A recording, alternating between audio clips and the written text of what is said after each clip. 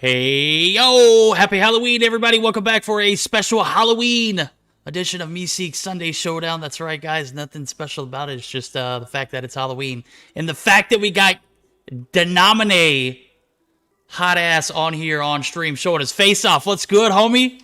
Look at that face. Look. Yeah. It might be a little extreme, but I'm not we're extreme, having a dude. good time. Definitely ready for I cast some... EU, not Latam. Okay, I'm not extreme. All right. All right, go ahead. It should be a good one though. We got some good games coming up. I think right out of the gate, having Storm, a team that has really been growing up on the board, pretty fun. And then as well, it looks like we have Explicit coming through, so definitely should be a pretty reasonable game.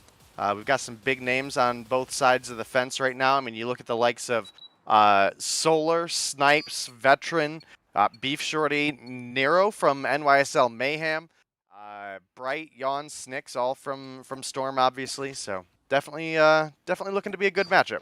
There we go. We have it here. I'm going to be on board with Nero as F4 picks up a few to kind of sub in. Nero's going to be one of those. He picks up 2 off the bat as well with Bright. They have an early advantage here in P1 as the rotations come through. I don't even think I had a chance to read them off. We just jumped straight into the action. We've got hardpoint firing range followed up by an S&D Hackney Yard. If it goes to a game 3, it's going to be a domination on takeoff. So if you're wondering why the game is a little laggy, it's because I've been out of town all weekend long. And this is the first time I fired my PC up, and for some reason, every time I open the game up when I first turn my PC on, it is so laggy. So give it a game or two. Let's see how it pans out, and we'll give it a try next go around. If it we'll restart it if it doesn't pick up any better. So P1 coming out about 15 seconds to 8, and we're about 22-12. This is about as even as it could be as P1 rotations come through. I'm on board with Veteran right now, who's kind of setting up for new, but is actually going to be taken down. Tied for the lead. Yeah, pretty even game right now, and you can see that the side of Storm are really heavily fighting for those American spawns. Does look like they're going to clear out on the point with 3. And you do have Nero and Claps making the rotation on over from mid, looking to pick up a couple kills on the way. Nero not going to be able to win the gunfight with Lucifer there, but Claps comes through with a quad feed for himself, as well as Yawn picks up 2 before he dies. Massive P2 transitions. I'm on board with Claps again. He's going to find one, but Lucifer going to be there to get the refrag. This is a stout little matchup here as I'm taking a look at it. You know, the F4 team shows a lot of promise, even without, you know, Nero subbing in. And with him bringing in some of that OBJ and fragging ability to the table, it definitely opens the door for some of these other guys to, you know, put some points on board. As I'm taking a look at it, Yawn not necessarily having to struggle in the OBJ as often.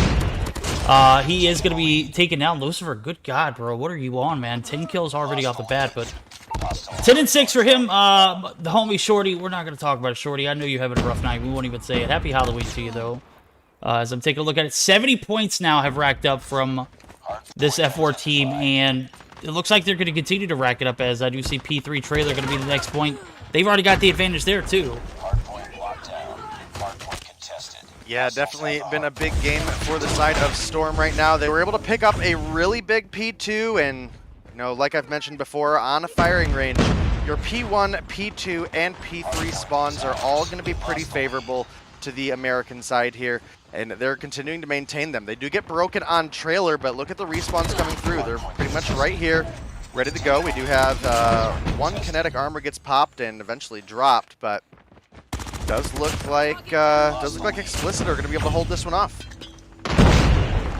It does. It looks like they're getting back in the swing of things. We're going to start to see the Sparrows coming through. Claps going to be able to utilize it. He is going to be able to find some help there, but Trailer is shut down. They're going to be moving over to P4, where I actually already see Snipes bunkering down on the backside of Wood, which could be, you know, an anchor for this spawn site. Is we're getting into it about 100 to 50. It's a 50-point game. There's a huge deficit that needs to be overcome, and it needs to come through here quickly on this P4 transition. As you'll allow the guys over at F4 with the addition of Claps and Nero in the mix.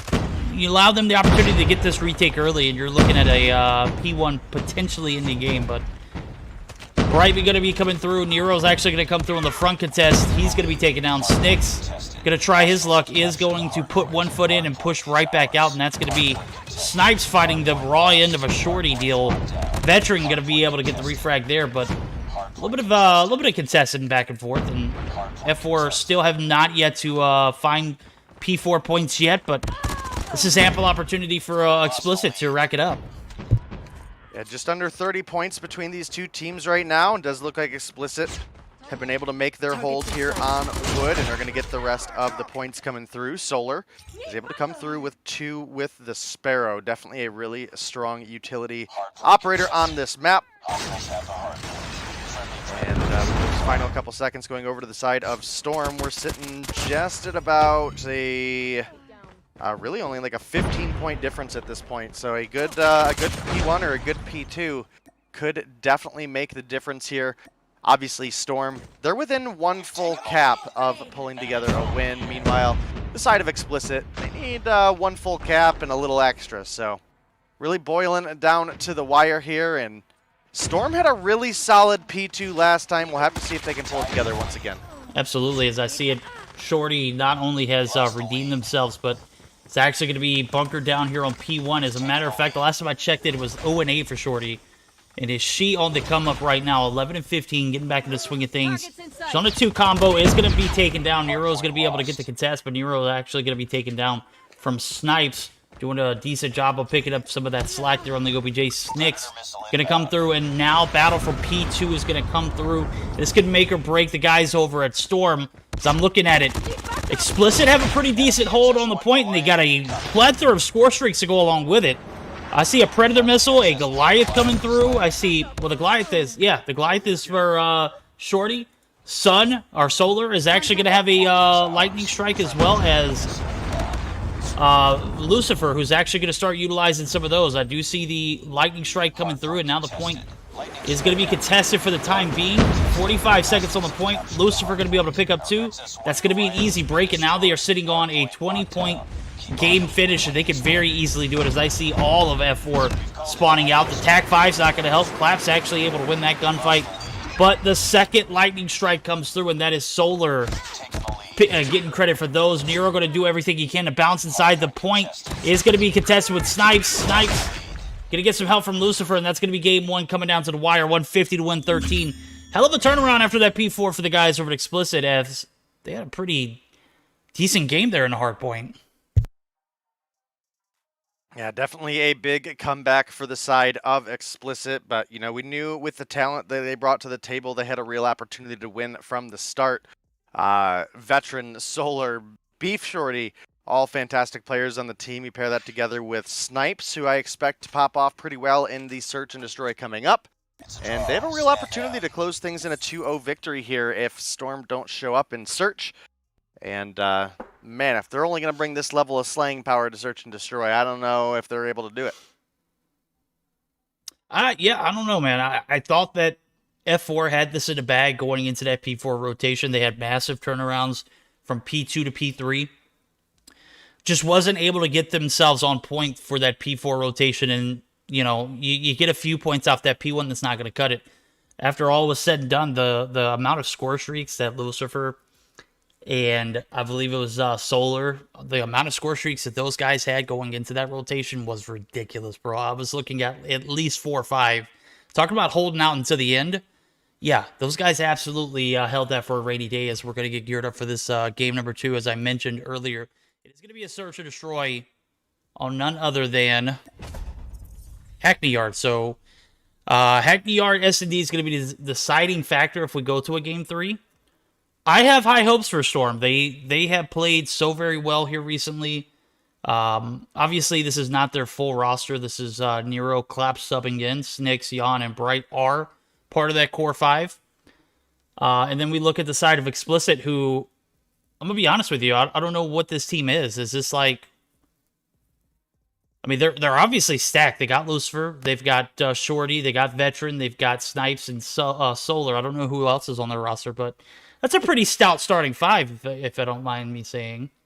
Oh, yeah, I definitely agree, and, you know, that's part of the reason they were able to make a big comeback in that first game. I mean, Lucifer absolutely popped off 32 kills in that first hard point, so great performance coming out of him. And again, we do have realistically some pretty decent sniping talent on both sides of the lineup here. But I would say from my experience of casting several of these players in the past, I definitely got to say that the likes of Snipes and Beef Shorty probably going to be a little bit stronger of a search sniper duo. I would have to agree with you, man. I'm looking at it, and Lucifer's such a heavy frag. Like he's definitely going to hold some weight here in this search and destroy. This is not like a massive advantage for snipers in Hackney York, but I do believe. Oh, so this is the stage 5 roster plus Shorty? No dice. Is this true? I doubt it, but maybe. Missing solo. Yeah. Okay. Well, I guess that is true. That is the tragic Lucifer that I was referring to on Thursday night stream, by the way. I've got to think it is. I played COD Mobile with that guy for so long. I don't even remember when I added him on my main account. I've been playing with him since before I even started streaming, which was June of last year. That's definitely the Lucifer that... It's been a hot minute. Yeah. I've been playing with that guy for that long. I don't even know why he has remained friends with me on the COD Mobile app, but every time I check it, I'm like, verdict, yeah, man. Yeah. Hey, you know that name didn't mean anything a while back. Brackets. Yeah, I thought I posted the brackets earlier. I guess I didn't. There we go. Let's pin it again. Perfect. All right, well, it does look like we're getting started on into our next game. And we'll get you guys into that action as soon as we can. It's going to be explicit. Apparently, apparently this is going to be our Stage 5 explicit roster plus Shorty. Oh, this does make sense. It's starting to look, it's starting to look and make sense now. I guess it's been so long since Stage 4. I completely forgot of who was all on that roster. Now we do see it. Snake's going to get the first shot in. Oh my god. Veteran peeks the corner, and there were 3 players there just absolutely waiting to annihilate him. Nero going to go ahead and try to get this bomb plant down. As soon as I said this is not going to be an advantage for snipers, Shorty finds first blood for herself. Yon going to find Solo in the refrag, and now it's a 4v2. Bombs planted. 35 seconds on the clock. Lucifer and Shorty going to be looking to play this one together. I do see Lucifer trying to make the rotation over. Oh, Shorty got to hit those. Yon going to be distracted. He is going to be able to have the opportunity for Lucifer to make the push-up. Good coordination there. Didn't need to be exactly holding hands as they do get one. Need to clear out 2 more. Find another. Find another. Snicks is last alive. And we're going to see Beef Shorty pick up that last one. They're going to get the defuse. Massive first round there for Explicit. Get ready for the next round.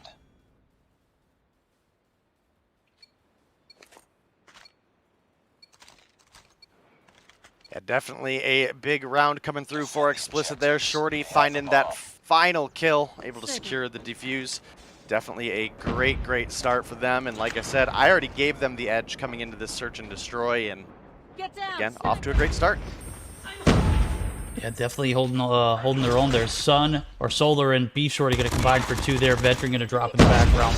Yon going to be the last one alive, and this is like the tough predicament to be in. You've got multiples in your vicinity alone. Lucifer was coming up the front door. Doesn't matter. That is going to be Snipes picking up the last kill. 2-0. Explicit looking very decent here early on as we saw the comeback on the firing range hardpoint. It only took 1 P4 rotation to come through, and now we're going to see the bomb plant push towards A, or B rather, as A has been denied twice in a row. Lucifer on the other side of this wall. I don't think Nero knows it, but if he peeks this corner, he's definitely going to feel it. Lucifer going to find Sticks. Nero going to get the refrag. 3v, make that a 2v4 now. 2v3 as Claps finds Snipes. With the snipe, of course. Nero going to be taking... Where did he even get shot from? Solar coming upstairs. You creepy dog. Enemy has dropped the bomb. Yep, Claps left in a 1 versus 3 versus Solar, Beef Shorty, and Veteran, and I gotta say, that is a absolutely scary trio to go into, especially since they have Bomb Down inside of a close-range office building, and you know Veteran is just chilling with a Shorty, waiting to take, well, basically the upper half of your body off.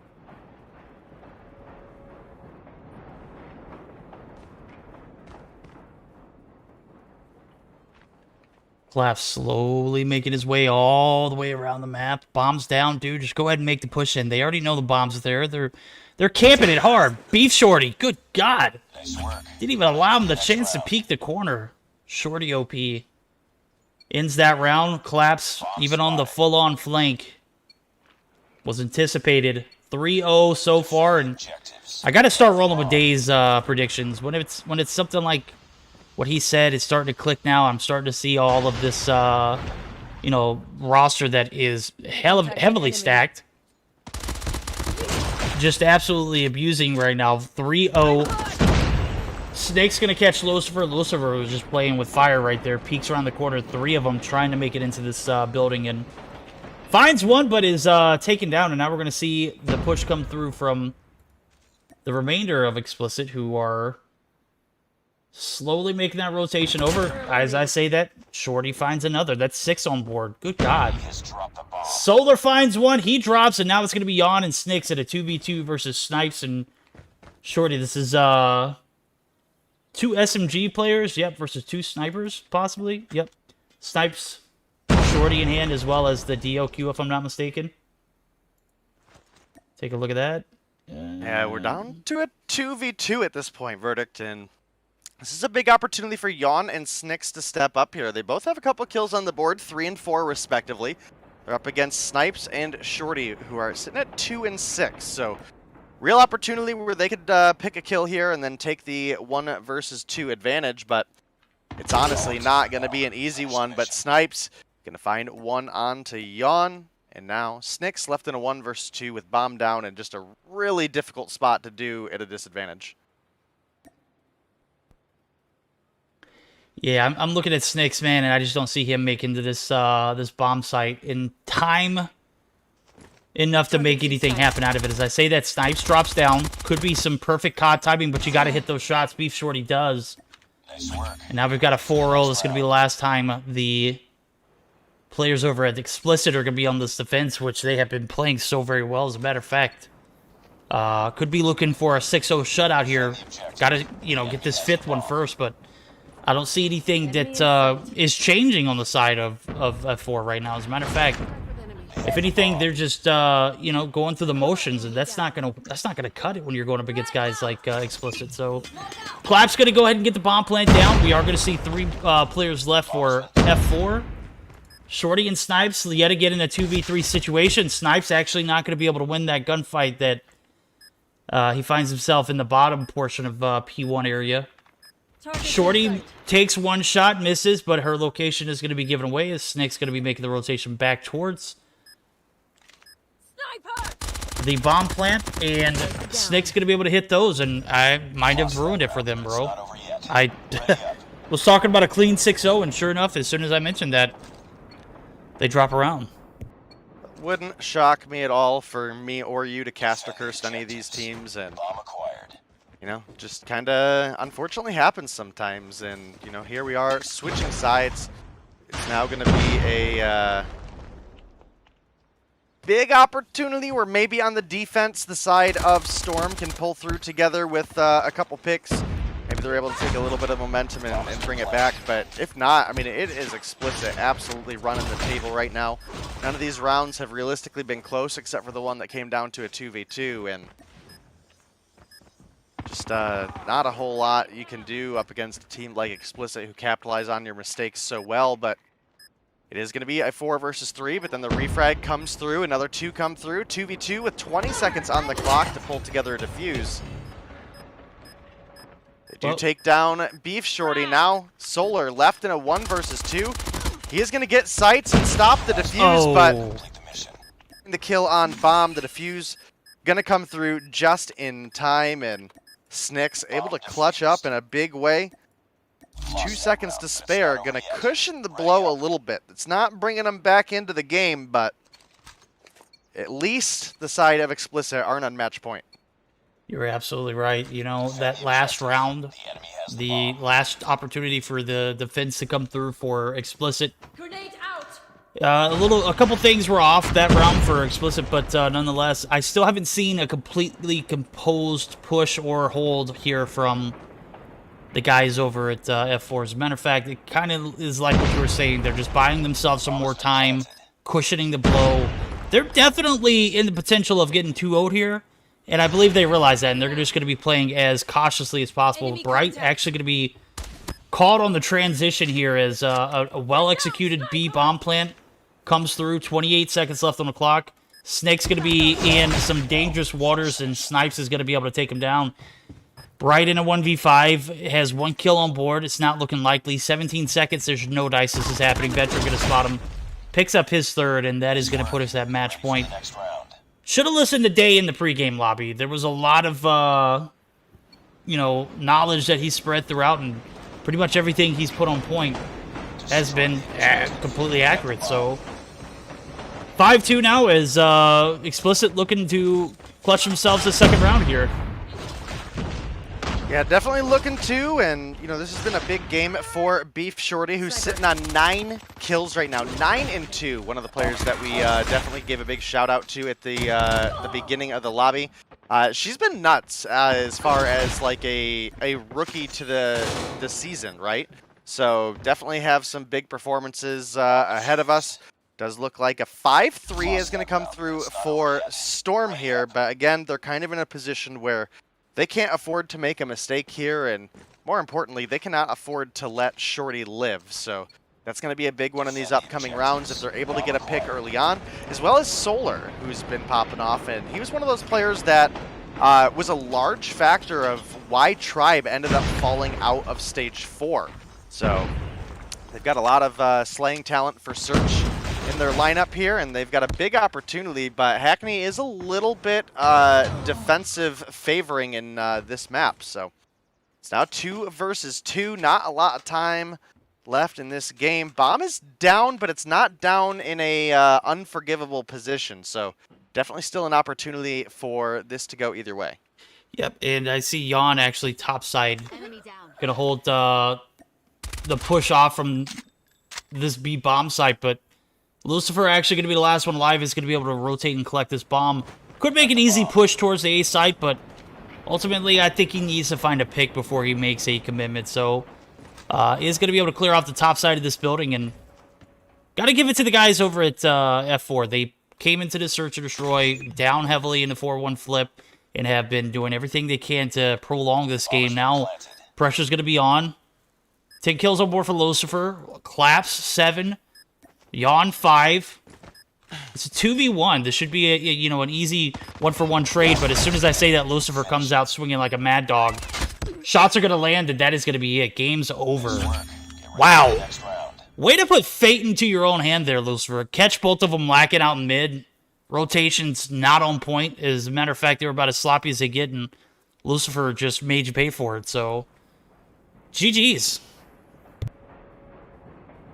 Yeah, definitely a great game coming through there. Lucifer showing us that he's here to play ball, and it is going to be Explicit moving on in our event here for the Meseeks Sunday Showdown. And we've got plenty of really good matchups ahead of you guys here tonight. We've got a bunch of really great teams entering the mix. Just to go ahead and run through a couple of them yet for anybody who... I apparently closed the bracket. Let me pull that back up. Where did they go?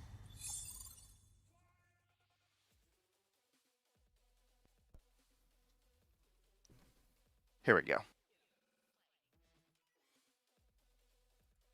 All right, so for our first round, we had Team 11 coming up with us, one of those big names.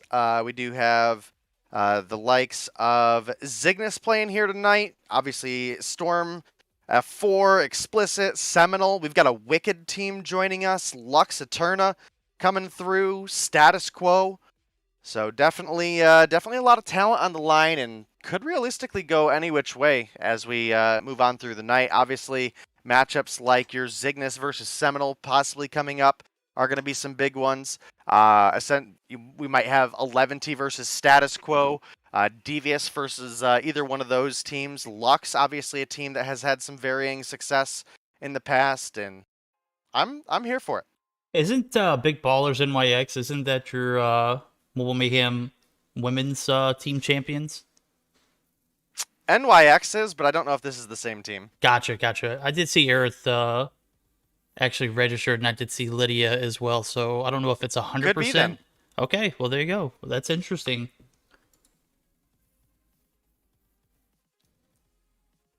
All right, we're going to get geared up for a second round. It does look like Seminole is going to be playing Storm F4. I don't know what Storm F4. Good God, explicit.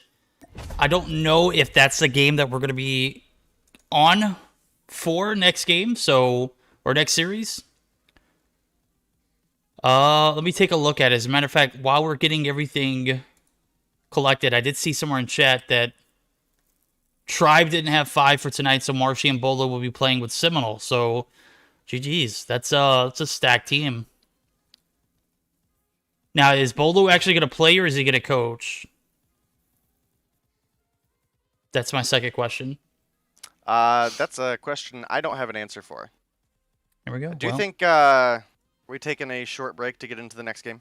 Yeah, we are definitely going to take a short break. I have a migraine from God knows where, but yeah, we'll be right back, guys. Bear with us as we're going to get the next matchup in the lobby. We'll be right back after this short intermission.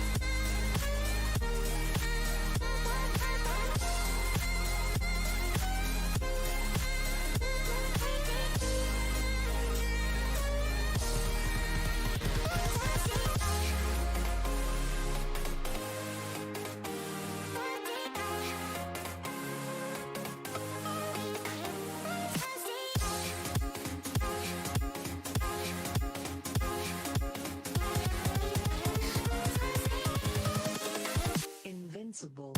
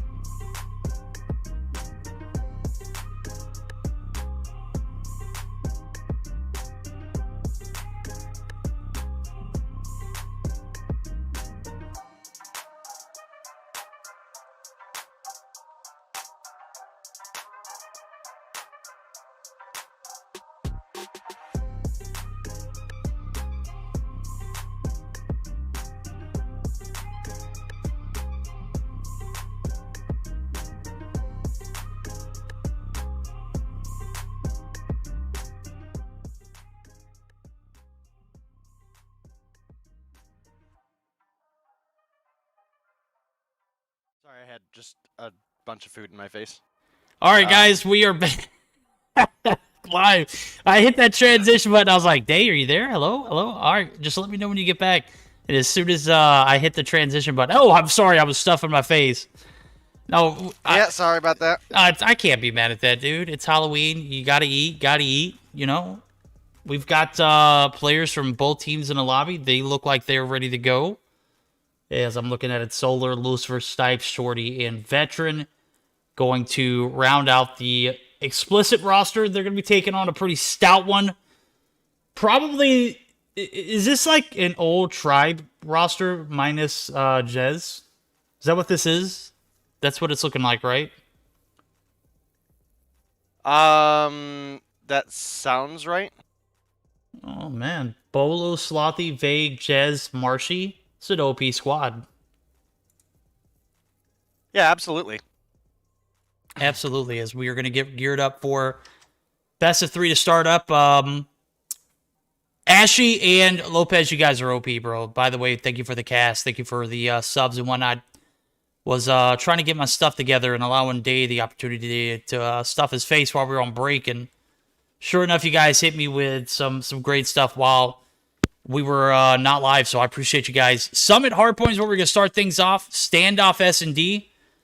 And if it goes to a Game 3, Takeoff Domination, as we are going to get geared up for our first game of the Best of 3 series. A reminder, this is the second round. We won't see any Best of 5s until the next, and this is going to be a decent one to run about as I'm looking at it. Summit Hardpoint, okay. S&D Standoff. Then it takes a quick nosedive to that Dom Takeoff. Everyone knows we love Takeoff over here, though, right? That's about as accurate as it gets, isn't that right? All right. We are good to go. Slothy is not. Go ahead and spam that start button. There's just no way that Takeoff is not the best map. in all of COD Mobile. Yes, thank you. Thank you, thank you, thank you. I was thinking the same thing, bro. If they did a Halloween takeoff, be all over that. Speaking of which, I think we were supposed to use the Halloween standoff map, but I don't know if we got consent from the players to run that. So last year I know it was a pain, but who wouldn't love to watch some COD Mobile and standoff the Halloween edition. Little B popping in chat, 8-month subscriber. I didn't even know you knew me for that long, Little B. Absolutely OP, bro. Yeah, we need a Halloween takeoff where the entire map is simulated hell.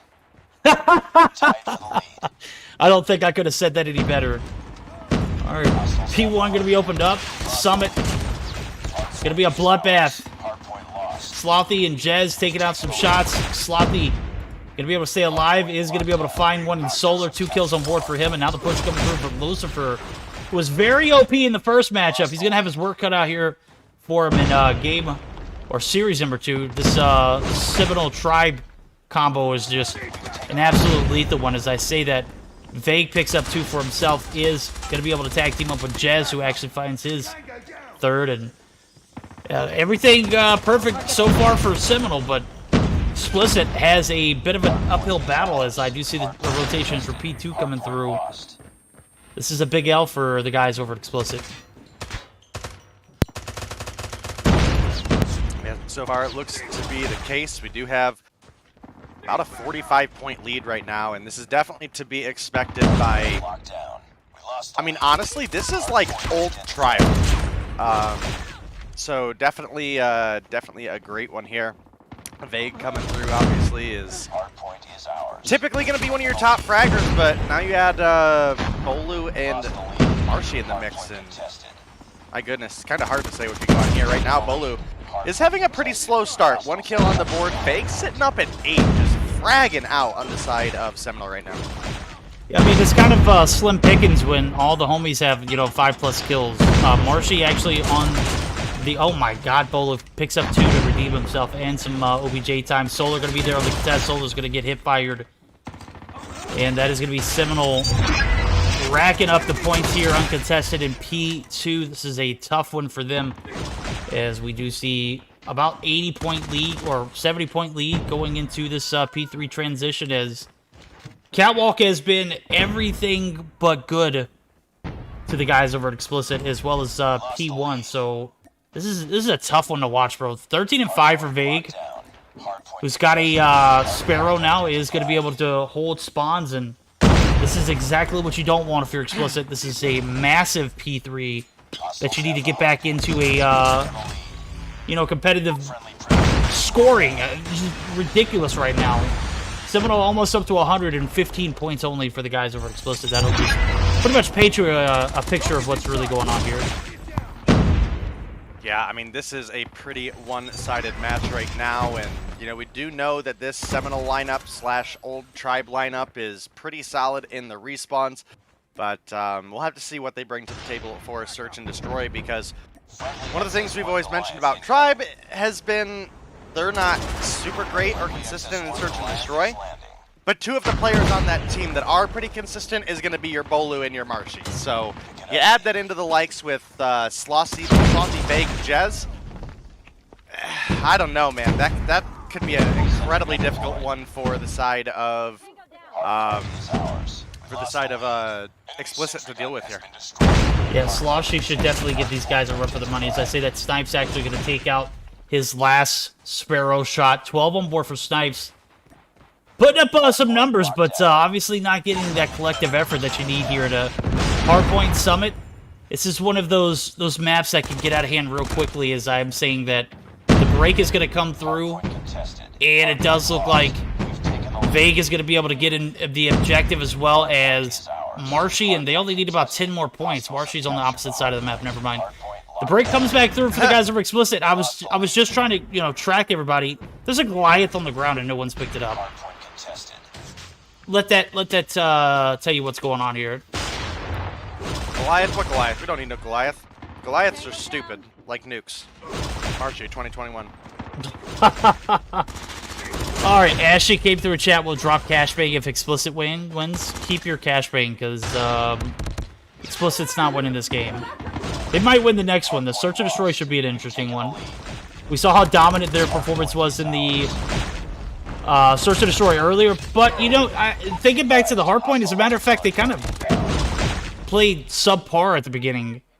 They didn't really make the effort into that P4 rotation. That's where they turned everything around, but they're not going to have that opportunity to do that here. Your opponent only needs 6 points. Bolu going to make the break on with Slothy. They're going to be able to get this clean break. Snipe's going to try and contest. Snipe's going to be taken down. That's going to be game one going in favor of the guys over at Seminole. That was a tough one. Can't rely on a back-end, you know, rotation to, you know, support your return back to that P1. As a matter of fact, you go into that reset and your opponent only needs 6 points. It's almost impossible to do or hold your opponents out of on a map like that, as everything is just so condensed. It's not happening. Yeah, absolutely, and that was a landslide victory for this Seminole Tribe hybrid lineup here, and man, I'm not feeling super confident for Explicit going into the Search and Destroy. Not if Vague's going to be popping off the way he was, and I don't know, really going to be relying a lot on the likes of Beef Shorty and Snipes in the Search and Destroy for just the Snipes. As well as Solar and Veteran specifically for Search to frag out. Lucifer, super solid player for them in the respawns, but I can't, like, undoubtedly say, you know, hey, this guy is cracked in Search. We see him have some good games, we see him have some bad games, and that just kind of depends on what level of effort the side of Explicit bring to the table here in Search. We're going to need to bring... Oh, we are going to see Standoff Halloween. Nice. Yeah, they're going to need to bring everything that they brought in that Hackney Yard search times 2, or times 10 rather. That hard point was, it was a steamroll to say the least. Like, I don't know, just, we saw the Goliath on the ground. No one opted to pick it up. Nobody needed a Goliath. Obviously, it was just going to get destroyed regardless, but, oh, sheesh, that's a tough one. Anyway, we're going to go ahead and jump into this Search and Destroy. We are going to see a Standoff Halloween. Got to give a shout out to the admins who are making this happen. As a matter of fact, I know I've, throughout the weeks, I've thanked them at the industry. Got to thank them midstream. This is Halloween, and you guys are taking the time out to make sure that we get everything set up and taken care of. You can be doing anything else in the world, and you decided to help us out. So we appreciate you for all that you guys do. Esme, Rat, whatever you go by nowadays, you know. Absolutely appreciate you guys. Echo, hello. You guys are OP. And love to see it. Love to see the energy. So hopefully this Standoff Halloween will be delivering some high hypes as well. Yeah, definitely going to be looking forward to hopefully a really solid game here coming out of the likes of Explicit, because they do not have a pushover enemy, and that is... the understatement of the year. This is a Titan lineup that Seminole has brought to the table, and definitely I'm not envious of anybody on Explicit having to face this team right now. No, yeah. This is going to be a tough one to... Nah, dude, this is going to be practically impossible, man. I love my girl Shorty. I love all the players on that roster, Veteran, Snipes, Lucifer, an old school homie. Solar, obviously been around the scene for a while, but you know, you could throw the best lineup in this top slot against this Seminole Tribe team, and I would probably pick that Seminole Tribe hybrid roster over anybody else in the scene. I mean, to be fair, I haven't seen them play on a Search and Destroy game, but I know how Bolu plays, and I know how Vague plays. They want to win. And Jez obviously is one of those players who can make things happen with a sniper. It's a great combo to have. And then when you start talking about that, I mentioned those 3 players, and I don't even mention Slothy or Marshy, who last week in the Meseeks Invitational literally went round for round, pushing the same area just to see who would win the gunfight. 9 times out of 10, it was Marshy. But that's because Marshy owns that back alley, that gas station area. think Slothy Marshy won. wins his ones. Yeah, exactly. Marshy wins those. All right, we're going to take a... Standoff Halloween is horrible coming from not physics. Dude, it's not so much about the map and how it looks or how it plays. It's about, you know, paying tribute to the holiday itself, right? We're here. We might as well enjoy it, okay? We gonna try. Oh, we gonna try. We tried to enjoy that Hardpoint Summit game, but it got out of hand real quick.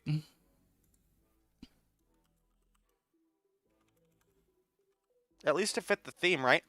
Here we go. Seminole was an absolute nightmare for explicit. Perfect Halloween theme. There we go. Will this be explicit resurrection? We'll have to see. I don't know.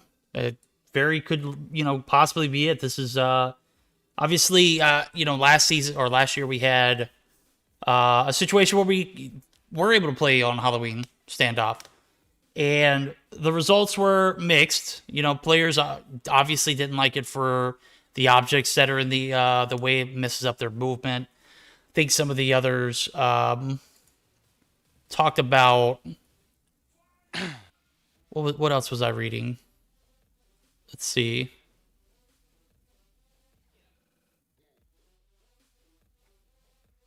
I was having this conversation with Echo earlier, and he was telling me that it was a, you know, 50-50 thing. Sometimes they like it, sometimes they don't. For when they don't like it, it's the movement, their POV.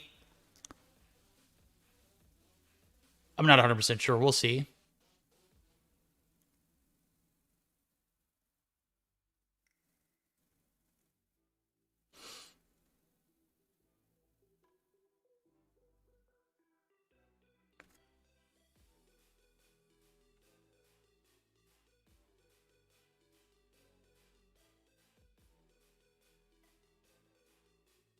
All right. Scores, it's 1-0, and we are taking a short little break due to the fact that I believe Vague had a situation he had to go attend to. So as soon as Vague joins back, it looks like he's ready to go. It looks like we are good to go. Guess we're not taking a short break. Well, I mean, it was a short break. We literally spent those last 3 minutes kind of just twiddling our thumbs. Yeah, no, I agree. I agree with you. Just giving you a hard time because I'm buying time to stuff my face, but pretty solid sesame chicken going on over here. And my game just crashed, so. Oh, you're missing out, dude. Oh my god, look what's going on. I'm just kidding, the game hadn't even started yet. Destroy the objective. We got the bomb. Yeah, it crashed during the countdown, so I knew you were trolling me. There we go.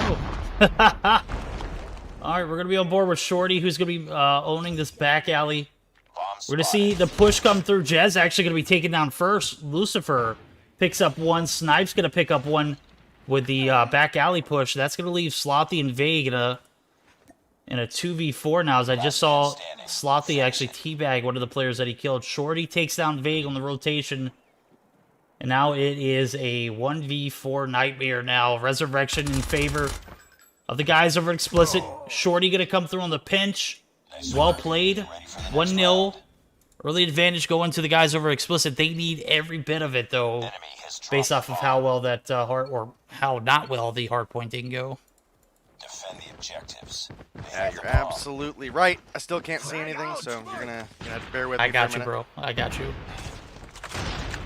Bomb's going to be picked up by Jez. They are going to make the free rotation over to A, where there's nobody on site. So say that Beef Shorty going to be taken down. In the background, Slothy going to find one and is instantly traded. Vague going to pick up two for himself. Now the 4v3 is going to come through. Snipes, Veteran, and Solar. And if I'm not mistaken, Vague might be AFK. Nope, he's not. Is going to be anticipated push up from Solar. Jez going to be able to clear the shots, gets the kill, and now the 2v3 will pan out. Bombs planted. Marshy going to be taken down. Veteran picks up one. Snipe's going to be caught from the backside. Veteran, the last player alive, is going to be caught. Vague does pick up 3 that round. Or make that, was that Jez? I think that was Jez. That was Jez. Vague was already taken down. When did that switch point of views? Guys, been a long weekend. Let me just say that. Destroy the objective.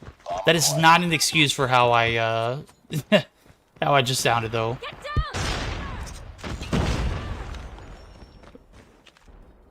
Oh, Vegas busy giving out candy. Of course he is, bro. He's good like that. Yeah, we do have a 1-1 tie right now. First blood in favor of Tribe. Make it 2 is Seminole. And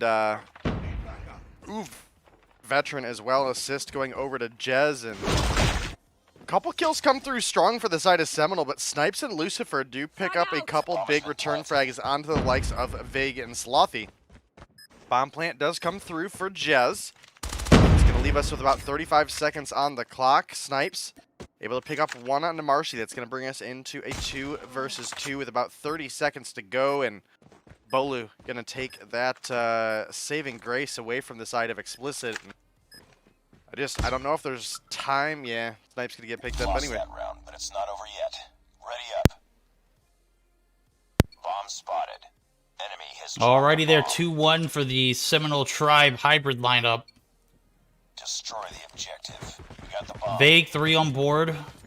He's sniping this round as well as last. Marshy sitting in donut territory so far, but we'll see how the game progresses. Snipes 4 kills on board. As a matter of fact, I don't think I've caught a single one off the bat, so we're going to actually spectate him and see if we can give him some screen time and see if he can take advantage of it. And sure enough, he does. Spots 1. That's Vague.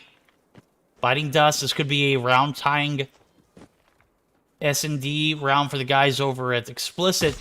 2 rounds in a row go in favor of Seminole, and it wasn't it was what, a 2-1 to end the last round, and then a practically flawless round before that. So after that first round blundered, obviously they take a moment to recollect themselves, and decent showing from both teams so far, as I'm looking at it. 5 kills again for Snipes, and I don't know, we'll see how it plays out. Right now it's being very slow, as I do see 2 players are down, so obviously Seminole looking to play for another refrag here before they commit to a site. Jez the only one up in aggressive positioning. Slothy and Bolu playing the angles here on the gas station back alley area, so just waiting for the push, and Seminole are going to make that, as I do see Jez actually coming through. Solar on the inside. Slothy finds one in the background. Jez has got a 1v1 here. Does spot. Ooh. That was a cheeky kill. Solar gets Complete the mission.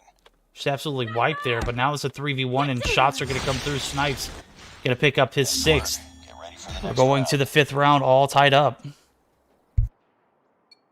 Yep, the winner of this round is going to take an advantage as we switch sides. You know, fortunately for the side of Explicit, Snipes was able to come through with the wall bang onto Jez. You could see after he got hit by that first shot, he was kind of like, what the hell?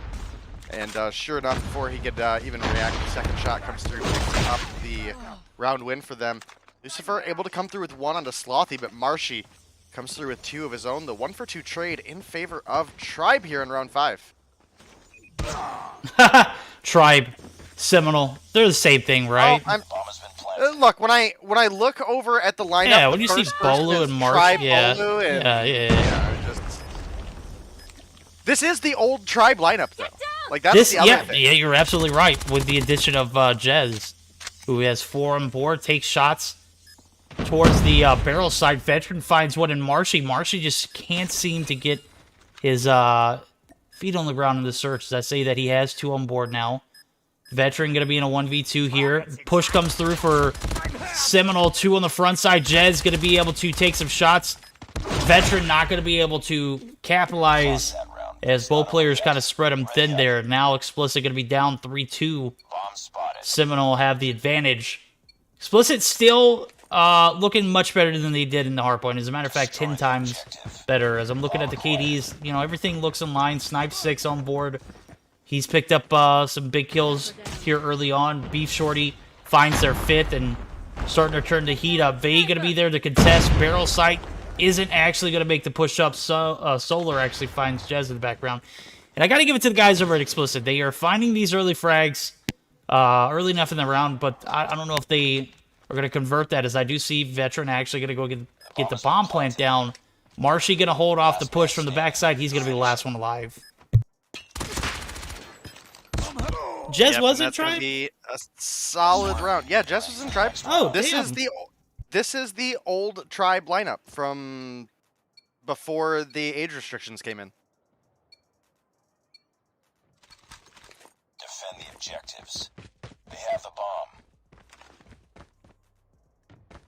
Yep, so very, very close game between these two teams right now. 3 on the board for each side. We are in the second half. Vague gonna find one on the Beef Shorty. Slothy with one on the Snipes as well, and the 2 powerful sniping talents on the side of Explicit have fallen.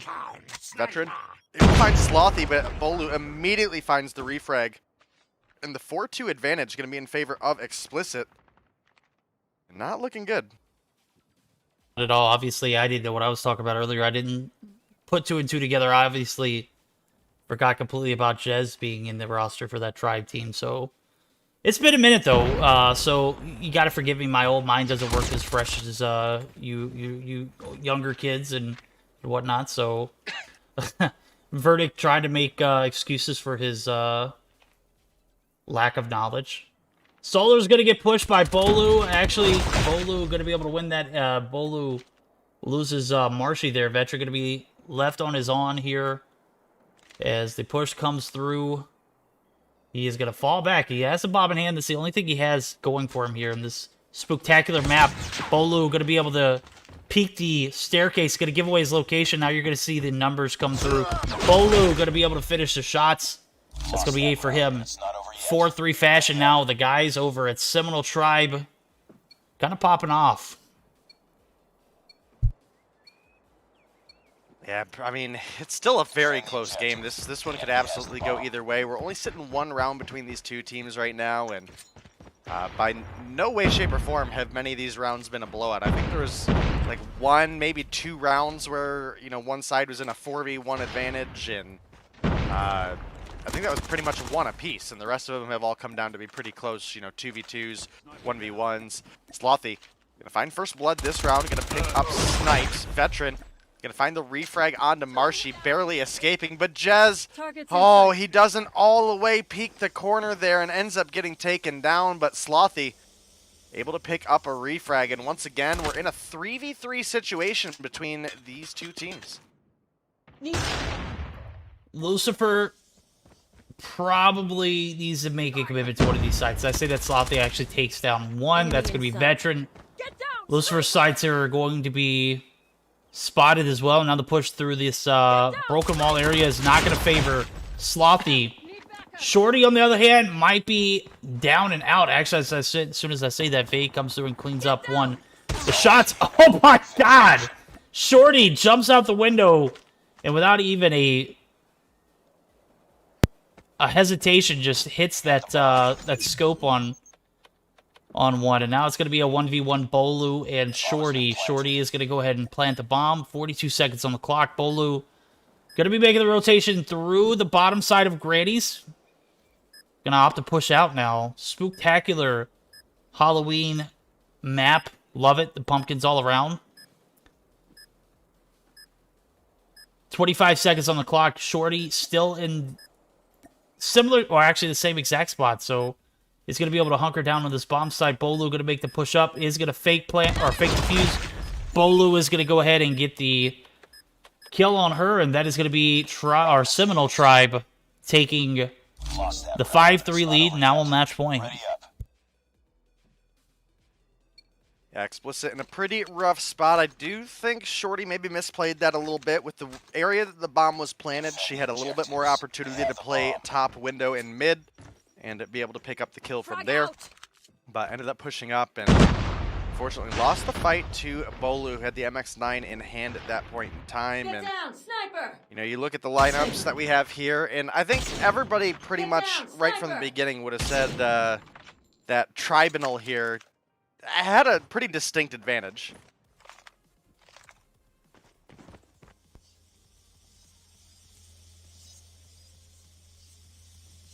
A distinct advantage of what? The search and destroy?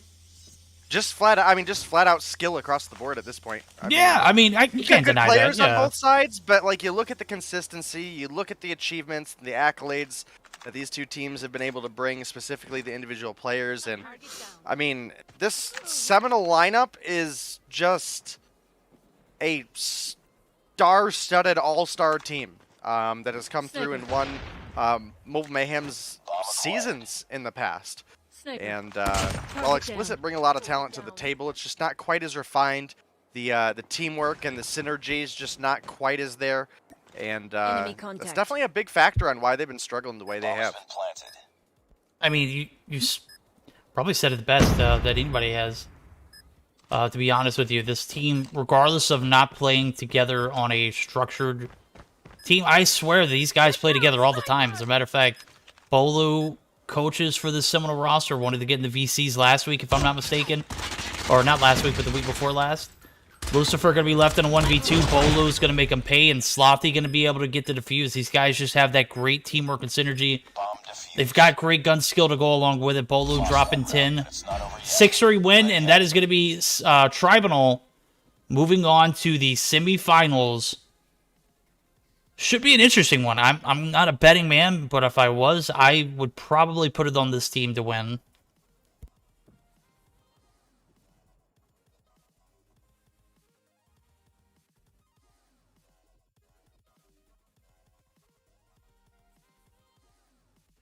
All right, we're going to get geared up for our next series.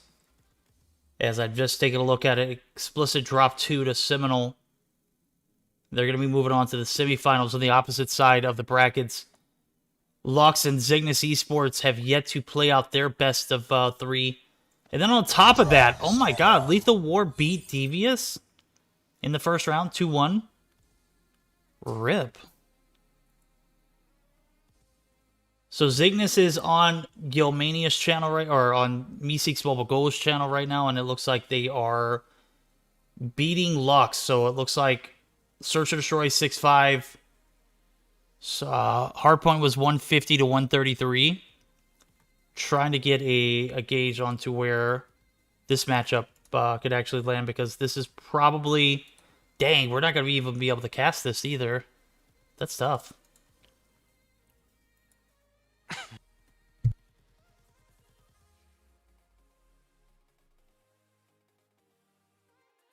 Yeah, I mean, we still got plenty of really good games lined up ahead of you guys. I mean, like you said, we may get to see a Seminole versus Cygnus tonight, so that could be a pretty big one. And if Lux are able to come through with the upset over Cygnus, then, hey, maybe they're packing a little bit more punch than they have in some of the weeks past. They've definitely been a team that has impressed me, right? Like, you cannot deny that Lux has been looking pretty solid and does get better week after week, but Cygnus is just a whole nother breed of team. And you look at the top half of the lobby as well, or the bracket, and we had a Status Quo versus 11T matchup. It looks like that DQ. It does look like we had a DQ from Status Quo, so 11T is going to move on. And my goodness, dude, are we getting the NYX versus 11T game? I'm hoping so. That's actually what I'm pushing for. I'm hoping that we get it. For the love of God. Yeah, that's what I was thinking, bro. Yeah, bruh. I got you. All right, let me see what we can do here. So while we are waiting for the next lobby, we are going to put you guys on a short intermission, so do not go anywhere. We've got some more spooky Meseeks Sunday Showdown going on for this Halloween night, and we will be right back, so don't go anywhere with the action.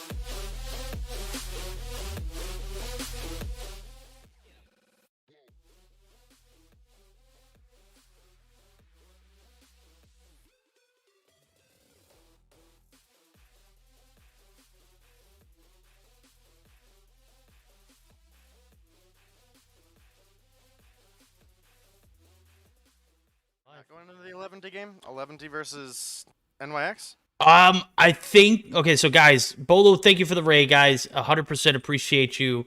We're actually going to be airing the Seminole or the Tribunal, whatever you guys would prefer to call them. I know Day, dropped that little, a little bit of sauce for you guys to enjoy for the rest of the night. Look, I tried and nobody cared. Oh, bro, I care, dude. I obviously called it as soon as I recognized it. I'm obviously not in the right state of mind tonight, dude. I got out, or I got back here about maybe 5 p.m. Central Time, and I laid in the bed for the next 2 hours until we were ready to stream. I literally told Echo and everybody that I was going to be 10 to 15 minutes late because I just wasn't feeling it. But what I am feeling is this Seminole roster. They are looking pretty stout. Now they're going to be going up against a Lux team who actually... Whoa, hold on real quick.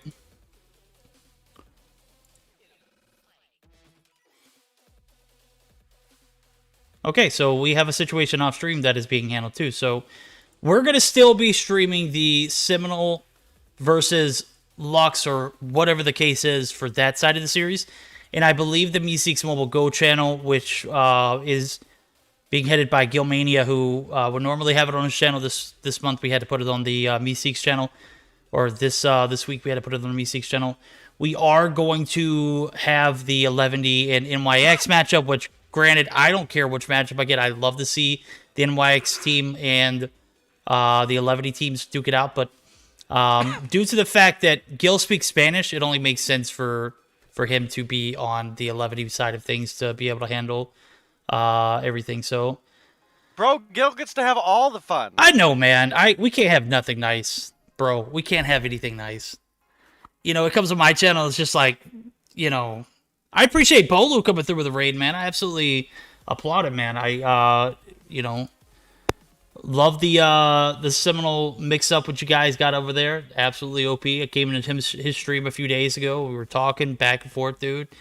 And I remember him saying along the lines of, why don't you ever get hype whenever I clutched my 1v3 or I got the ace? I'm like, bro, if I got hype every time you clutched something that was like, clip-worthy, I would have no energy throughout the day. It just would happen.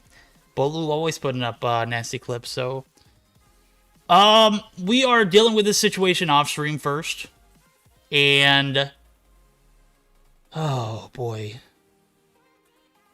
All right, let's see what comes of it. Bolu, if you came from Bolu's chat, don't go anywhere. We're gonna get this quickly handled, and we're gonna get right back into the matches. Okay, so don't go anywhere.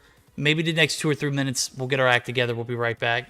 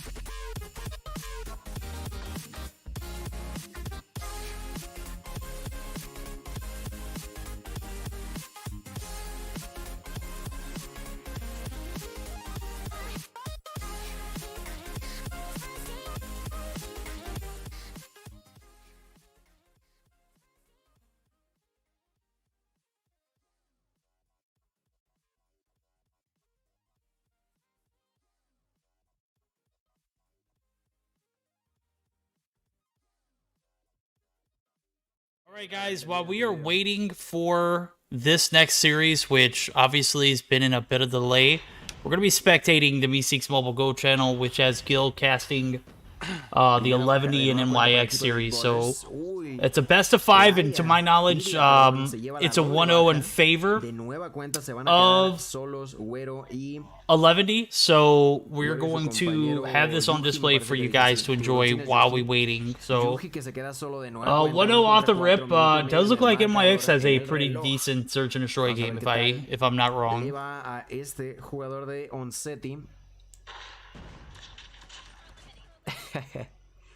No le dije Rubén. No, me niego, me rehuso a creer que le dije Rubén. No, le dije Raven. Tu compa Rubén, no. Me rehuso a creer que le dije Rubén. No les creo.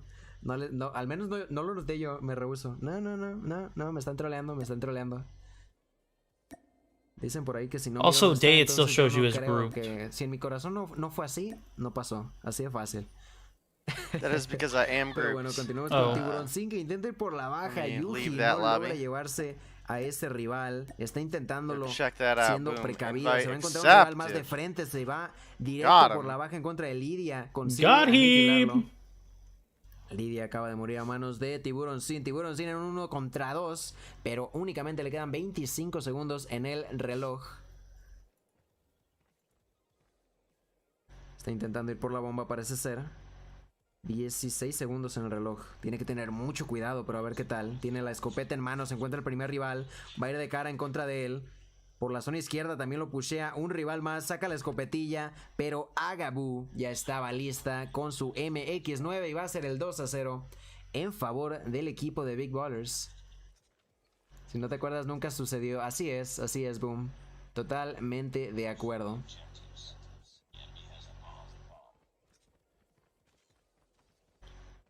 Se le está dificultando a Eleven, Ya van 2 rondas que no han podido hacer demasiado, que se terminan quedando solos Güero y Yuji. Va a ser muy importante para ellos que logren remontar si es que quieren tener una ventaja bastante más agradable, digamos, para ellos mismos.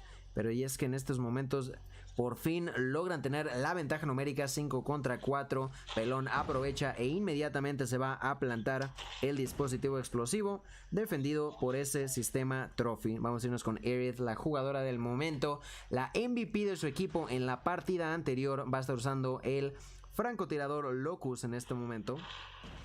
Está siendo paciente. Nagabu acaba de morir a manos de Yuji. 2 contra 4. Se encuentra el primer rival y falla el disparo. Va a intentar pushear hacia la bomba, pero se termina exponiendo demasiado. Muere igualmente su compañero. Y esto va a ser por fin una ronda de respuesta para el equipo de Eleven.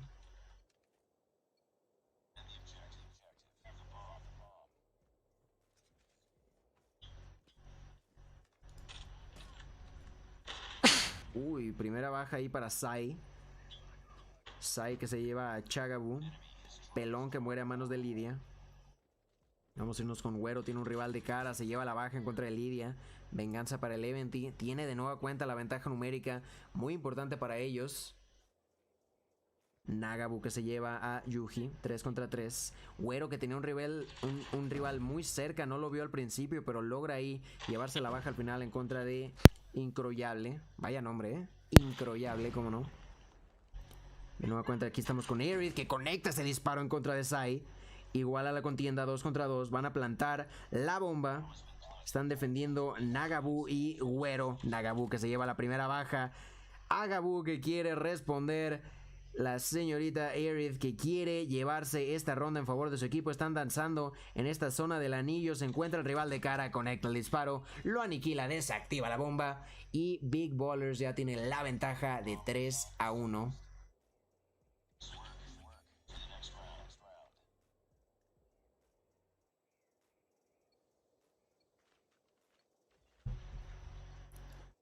El Eleven que sigue en la situación bastante negativa.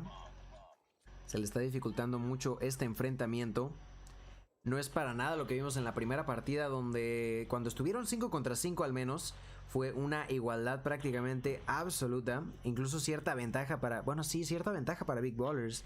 Se le está dando muy bien a este equipo que el día de hoy ya eliminó a Lethal War y a Devious por 2-1 y siguen con vida. Bro, I siguen should have dándolo just todo. stayed and watched the Están NYX intentando game. What defender is la zona this? de I básquetbol. don't know, bro. We're live, Arrow though, conecta ese so... disparo en contra de Yuji. 2 contra 3. Oh.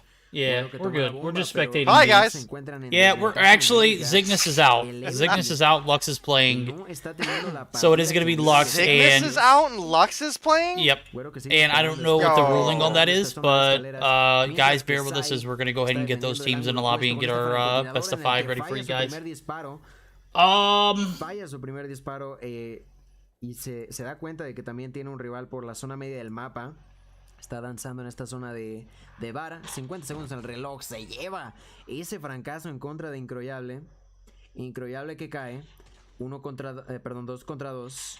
El push que se acerca hacia Sai. Sai se encuentra un rival más. Se conecta al francazo. 2 contra 1. Brutal jugada por parte del jugador Sai. Dejando a... Yo, you think Aerith's gonna clutch this 1v2? 1 contra 2. Bro, I don't know. I left the lobby. Yo, I got it on stream, dude, and it's on Meseeks channel. Contra de Sai, apenas y tenía un pixel para verlo e inmediatamente apunta y Yo, Aerith dispara OP, bro. con gatillo fácil, gatillo rápido, That's a aniquila a gangster, su bro. rival 1 contra 1. 20 segundos en el reloj, su rival va a ser Güero y sabe que tiene que estar en esta zona cúbica. I gotta, like, Cúbica. start my whole... Intenta llevarse la baja, no lo obtiene. Güero muy inteligentemente está esperando a su rival. Oh, Aerith que intenta llevarse la baja, no lo consigue. Yeah, Güero que Güero sigue played bailando time too alrededor well. de la bomba. Güero Even though que if he no didn't le play importa it. nada, aniquila a Aerith y esto va a ser el 3 We're not a 2. casting. We're Se van spectating a because pasar we've las been primeras 5 45 rondas. minutes without a Ventaja para matchup. Big Ballers, pero únicamente va a ser una de ventaja en su favor. 3-2, vamos a cambiar de roles, vamos a cambiar de bandos. Ahora va a ser el equipo de Big Ballers intentando plantar el dispositivo explosivo. Va a intentar plantar la bomba. Vamos a ver si es que lo obtienen. Parece ser que el push se dirige hacia la zona de B, que está siendo resguardada por Güero, que a través del humo lanza esas granadas. They're Termina pretty muriendo cracked, Güero though, in search y of el the push sniper. ahora es libre prácticamente para el equipo de Big Ballers, que inmediatamente aprovecha para plantar la bomba. Termina muriendo Raven. Real question is Yuji who aquí, wins these que ones, con Aerith su or Where? Amax quiere llevarse un rival, pero no lo consigue. Termina de morir Sai también. Pelón en un 1 Oh, we're contra actually about to 5. start up at our Menos next de match, 40 so... segundos en el That reloj. should've been Pelón que Oh, bro, just when I was starting to get in the Oh. swing of it. Alright, you got cam on or not? As soon as OBS loads back up. Alright, I'm just gonna keep your logo up until then. Alright, guys, we are back live finally. After about an hour of being AFK due to figuring out what was going on. We finally figured it out, and it turns out that, oh, now we want to rush. Jesus Christ, you hear the spam start button? Like, come on. Okay, so we got best of 5 ready to rock and roll. It's going to be Seminole, a.k.a. Tribunal, a.k.a. Old Baby Tribe. We're going to get geared up for a Hardpoint Crossfire, followed up by S&D Summit, Dom Raid, Hardpoint Standoff, and for a Game 5. I don't know if this is completely accurate, but it does look like we're going to see a Hardpoint or a Search and Destroy Crossfire. So Crossfire twice in the map rotation. Drop ball. We've had an hour to prep for this, and this is what we got, guys. We apologize. Obviously, it's Halloween. We ain't got our best foot put forward, but nonetheless, we're about to jump in it. So, predictions. This is a pretty OP Lux team, but, you know, they take down Cygnus at a best of 3, 2-1. Are they enough talent to take on the likes of Tribunal, though? I mean, let's be real. Day, what are your thoughts?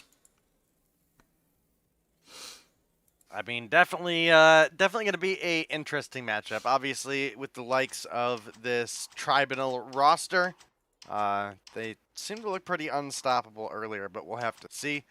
Jesus Saves, obviously an incredible player from ARP, playing with Lux here, and again, Lux one of those teams that's had some varying success in the past. You add a brilliant IGL like Jesus Saves to the table, an amazing Slayer as well, and maybe it'll be enough to push a little bit of fight back. Again, guys, if you're just now joining us and you didn't hear the announcement, it was supposed to be Zygnus, but per Zygnus, they told us to have Lux replace them. So it wasn't like we picked Lux to move on. They DQ'd, but Zygnus are allowing Lux to move on. So, yeah. Any rate, we're going to go ahead and get started up. Best of 5's already been laid out. We've already spoke our piece on the matchups. And I was hoping this was going to be a quick, 1, 2, 3 night, bro. And I got to say, we've been almost an hour delay. I want to apologize to you guys for holding you up on this lovely Halloween evening. And, I don't even know what to say on this one. I just hope that these matches are quick as they should be, and we don't have any more hiccups. I know Vague still hasn't readied up. Waiting on him, and I think that's it. I'm not 100% sure. I think he might be giving out some more Halloween candy. I think that's what he said he was doing earlier. Yeah, but do we really believe that is the real question? Absolutely not, bro. I can't trust anything those guys say in chat. No ping, no party. No ping, no party. Absolutely not. Yeah. No ping, no party. Red Magic Warriors, the whole 9. Red Magic Shorty War. Oh, those were words that were never meant to be put in the same sentence. You want to jump down there and, there we go. Vague, never mind. He's readied up. Let's go. Come on, let's go. The spam start button now. I know, right? Yeah. Oh, Jez, where's your Billy outfit at? Y'all could have had a whole squad of Saw characters. What's that? All right, game number 1, best of 5 format has already been played out, and here we are. Yeah, Merc, you did, Miss Merc, you did jinx us, because now we're sitting in the lobby for the past hour with no games, and we're gonna be casting until midnight. I can feel it. Another 2 a.m. night for Dan Verdict coming in. We're no strangers to the grind, though, right? Yeah, a little bit of hard. Yeah, I mean, could be worse. Can't tell you what's worse, though. This P1 for the guys over at Lux just shut down. Vague picks up 4, massive. Bolu picks up his 3rd. Tac 5 operator ready to rock and roll here about halfway through, and Lux are doing a decent job right now of trying to get this rotation over, but Seminole, aka Triminal, just doing too great of a job on perimeter control. Let's see, Vague is 4 deep, 4 combo. Jez picks up another. Nope, Jez doesn't have... Oh, that's Sloppy, that's why. Sloppy, get your weight up, bro. Come on. If you're wondering, I'm currently waiting on my game to restart. Roger, Dodger. So, game number 1's probably going to be solo, since... Well, not solo, because Explicit's out, but solo as in Dave's game is loading in. Jez going to use the Predator missile, is going to find 2. It is going to be trying to find a shots to land here on this P2 area. 56 to 11 now after P1 transitions came through. 45 seconds on the clock left in this P2 transition. Bolu going to try to make the attempt to push up. Actually, he is probably biting off a little bit more than he can chew holding this perimeter control. As a matter of fact, Dustpan going to come through and find him, take him out, and we are going to see the contest come through, and that is going to be Jez, who is now with a Goliath and a cluster strike in his pocket. Marshy gets the break on the point. Pretty darn solid here for the guys over at Tribe and all.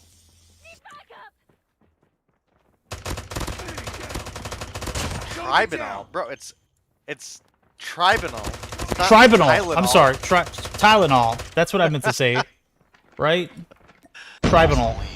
Yeah, I'm just messing with you. There we go. We might be loading back in right now, so that's fairly ideal, assuming it actually works. But we're getting there right now.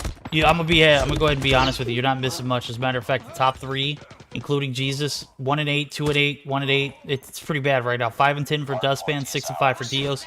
Only player positive. Jez is 10-1. Vague 7-2. You guys are out fragging, out playing, out slaying, and this is a tough game one to be spectating. This is the semifinals, so it is a best of 5, 3 games guaranteed. The break comes through early for this P3 rotation, and it is not looking good for the guys over at Lux, who have found themselves in a massive deficit.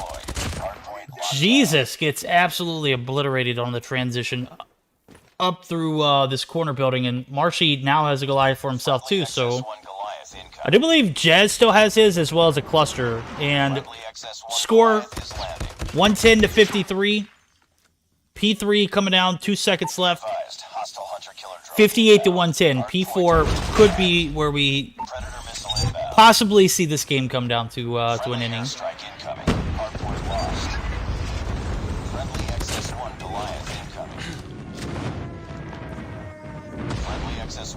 Jez gonna throw down his Goliath, and now we're gonna have a Goliath party. Look at Jez. Look at Jez and Marshy. They're just... You can't shoot each other, silly. What's going on here? That's not how those things work. Oh, there you go, Jazz. You're overheating now.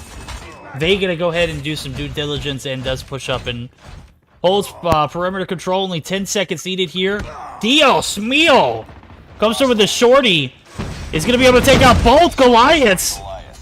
And Bolu. That's 15 on board for Dios. Single-handedly breaking this P4 rotation, but Tribal only need 3 points to close out game number 1. Hell of an effort, though, from Dios. Hostiles have captured the hard point. Game. Marshy, 200 IQ, pushes through with his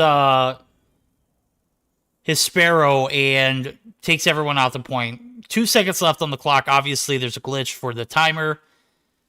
Gets that third. That's game number 1. So, Jesus Christ, that was rip. 150 to 75. But scorecard, obviously, is going to show you something a little different. Matter of fact, the only player who doesn't go positive for Seminole is Slothy, who goes 11-13. Does look like I was able to get back into the game just in time for the scoreboard, homie. I'm going to say just in time for what? Just in time to be disappointed with the fact that Lux underplayed that first game? I mean, when you look at the lineup that Seminole brought to the table tonight, I mean, what do you really expect? Bolu, Vague, Jez, Marshy, Slothy, the old tribe roster getting the crew back together once again to make a run in the Meseeks Sunday Showdown and definitely have a possibility to come through with a full-on W if they keep playing it like this tonight. As we move on into the Search and Destroy, that is where both the Seminole and Tribe rosters have struggled in the past.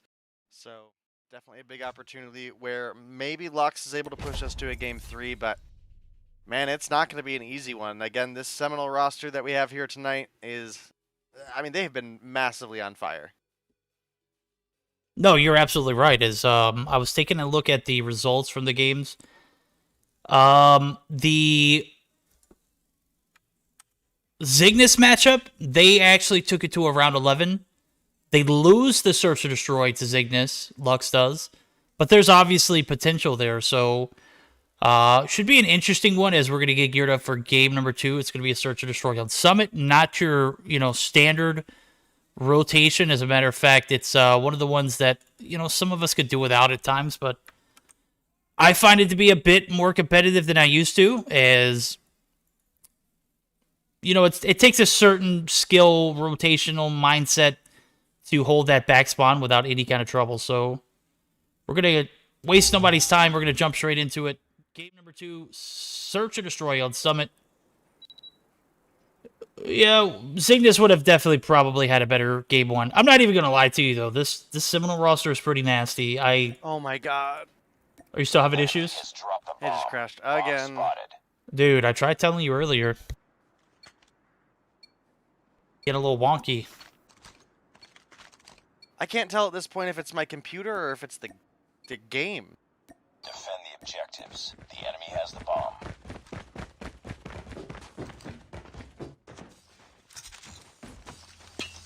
All right. Game 2 here. Jez, bomb carrier, going to make the rotation over to the connector site. Slothy going to find one. Already doing better than he did in the hardpoint. Finding first blood for the team. And Dustpan going to be taken down. Bomb's going to get pushed up. Justin's going to be able to get the refrag. Slothy's going to be able to pick up one. Jesus on the refrag finds one. Dios mío! Coming through and nerfing Slothy. As we see a 3v2 now. Lux looking a lot better than they did in the hardpoint. Should make it a decent one. Bolu on the full-on flank is actually going to be spotted. No, he's not, but he's going to get the headshot. Jesus Save's actually going to be there taking a warning shot, and Bolu might be dead to rights here. Jesus actually going to make the rotation towards the site. Bolu going to fall back. Timing of all COD timing could be here, but Jesus Saves with the fake. Does peek up, hits the shot, and that's going to be a 1-0 in favor of Lux. Nice work. Get ready for the next round.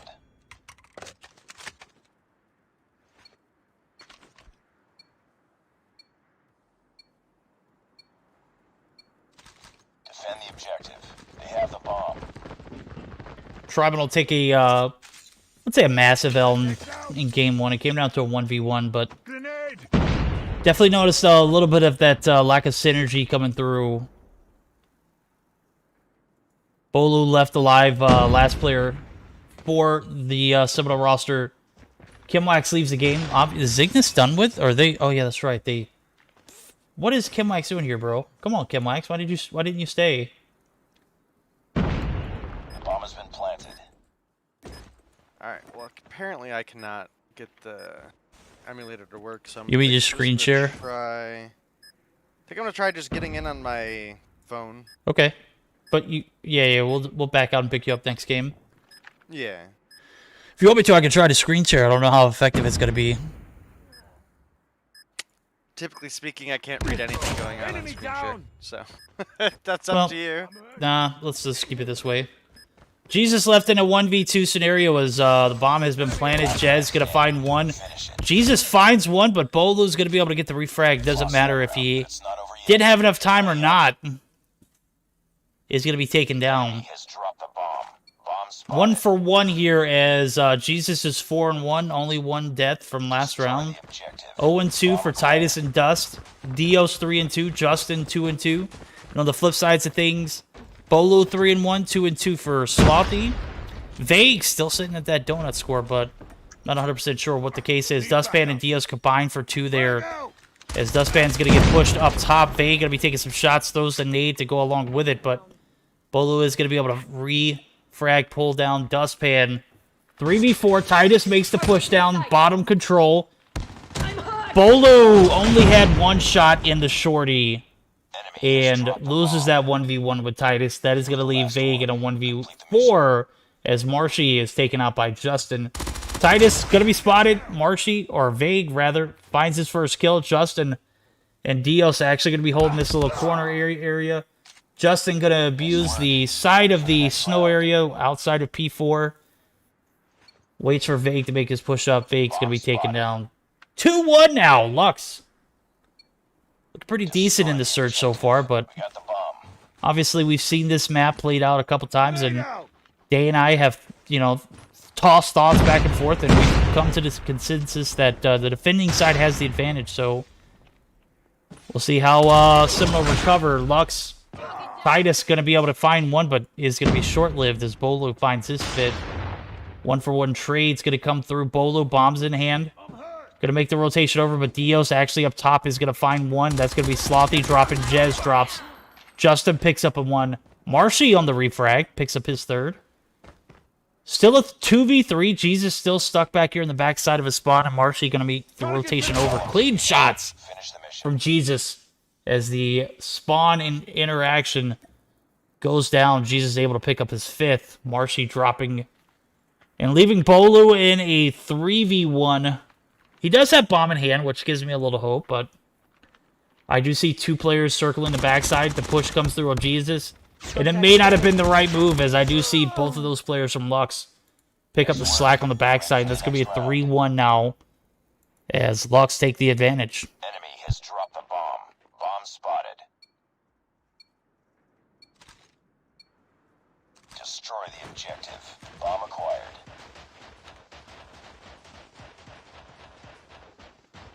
All right, much more stable start for the guys over at Lux. The hardpoint got out of hand early.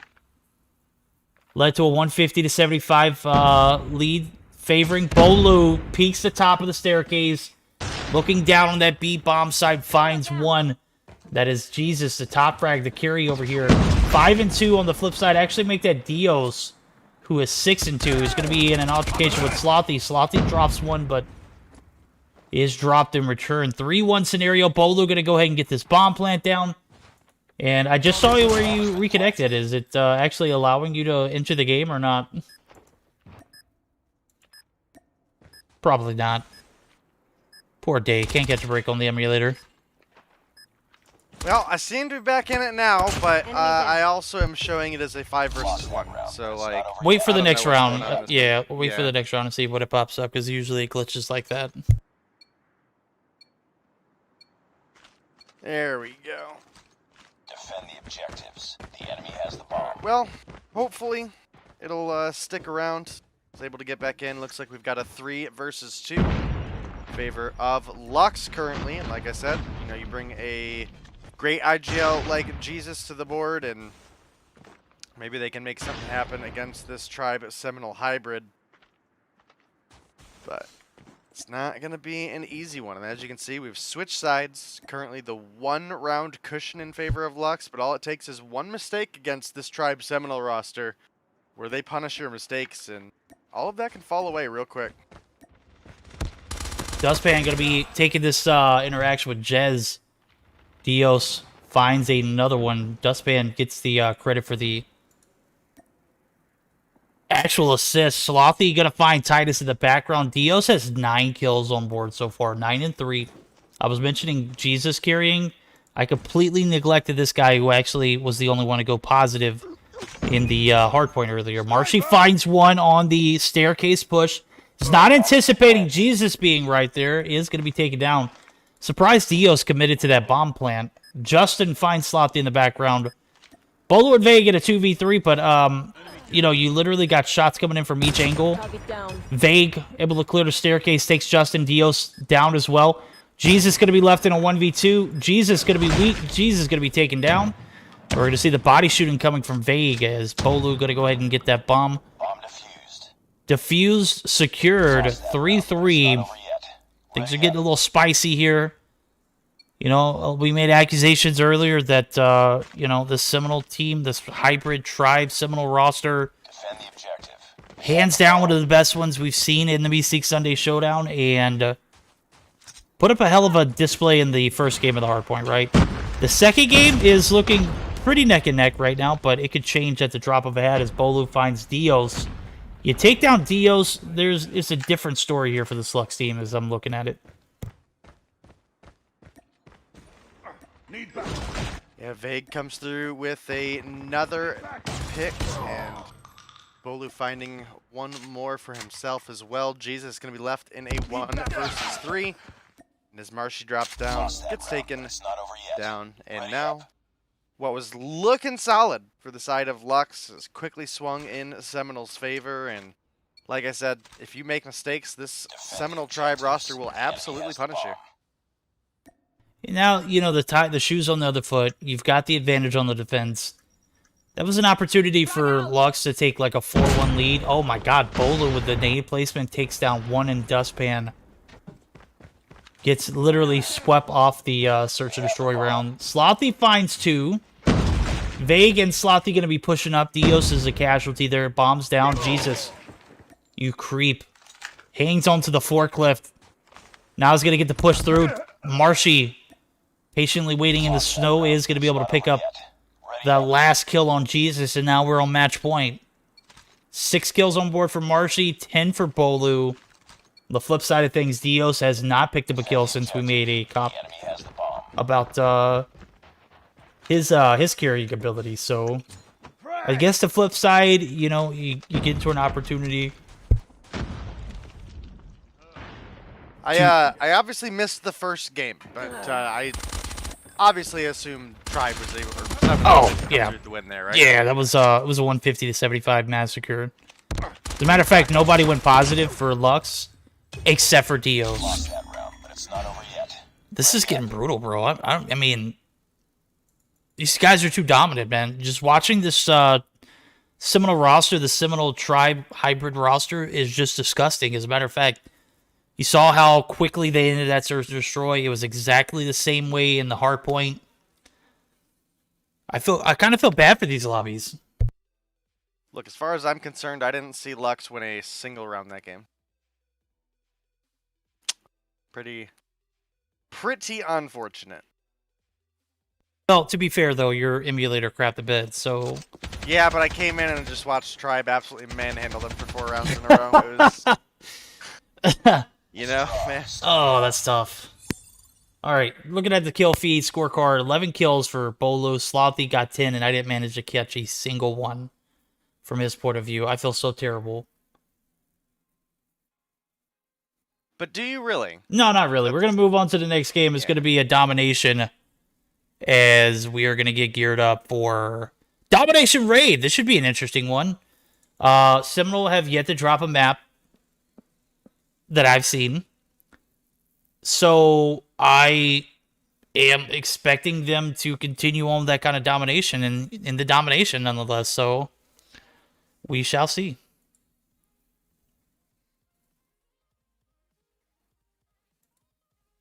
All right. This is week 51, right? That's right. Next week will be our 1-year anniversary. Actually, I think we started up the tournament Halloween weekend last year.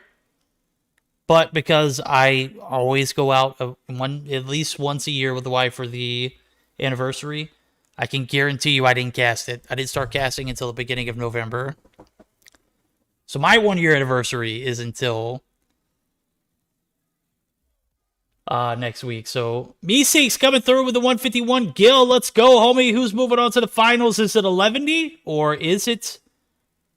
Believe according to NYX. What I see on the bracket, it looks like 11 by DQ. What? Isn't that typically what? No, it's a is? best of 5. It's a best of 5. Oh, it's a best of 5. Yeah, Okay, yeah. So that's a 3-0. Sheesh, that feels bad. Oh, dang, we are already in the semis. What the frick? Yo, I missed like a whole series. This is Bro, you haven't been here all night. What are you talking about? You just showed up. I don't even know how you got into this VC. We don't even know who you are, Day. All right. I'm just... Day has left the VC, guys. He'll be back, hopefully. There he goes. Day's a good sport. Yeah, of course. But I say, you can't leave VC now that you're actually in a game. Come on, it doesn't work like that. Right. I will say I'm is... gonna have you invite my phone, though, because it just crashed again. Oh, get the hell out of here. I forgot to invite your phone, didn't I? You could probably spectate from friends list, right? And just try and catch whatever action you can catch. You're not in the game yet, are you? Yeah, we're in the game. Oh, no! Sheesh. Utter pain. This is utter pain. Alright, Seminole doing a great job so far, but I do see Lux actually with the double cap, which is definitely massive for them. This is their game 3 opportunity as Titus pushes through. Titus is going to be able to clear the area, but Dio's able to pick up the kill. Fag and Slothy combined for some kills. A little bit of map control for Lux here early on as I see it. Bolo dancing out in the bottom side of this pull staircase. Is going to be able to win the 1v1 there. Is going to make the rotation over. Now Dios is going to continue to hold this map control pressure. Bolo still on the flank. Could make this rotation over to the C site. Dustpan picks up one. Dustpan gets completely dusted. And now we're going to see... still some decent map control from the guys over at Lux. They need a hell of a first half and a second half to go along with it. So Slothy going to be spotted. Dios picks up their 6. Jez finds a trade. C comes through. A is going to get traded. No. That is going to be Slothy there on the defense. Slothy's not going to be able to hold the fort. B is going to be pushed up. Marshy going to be taken down. Jesus finds 2. That is going to anchor this Lux team into an early advantage here in the first half.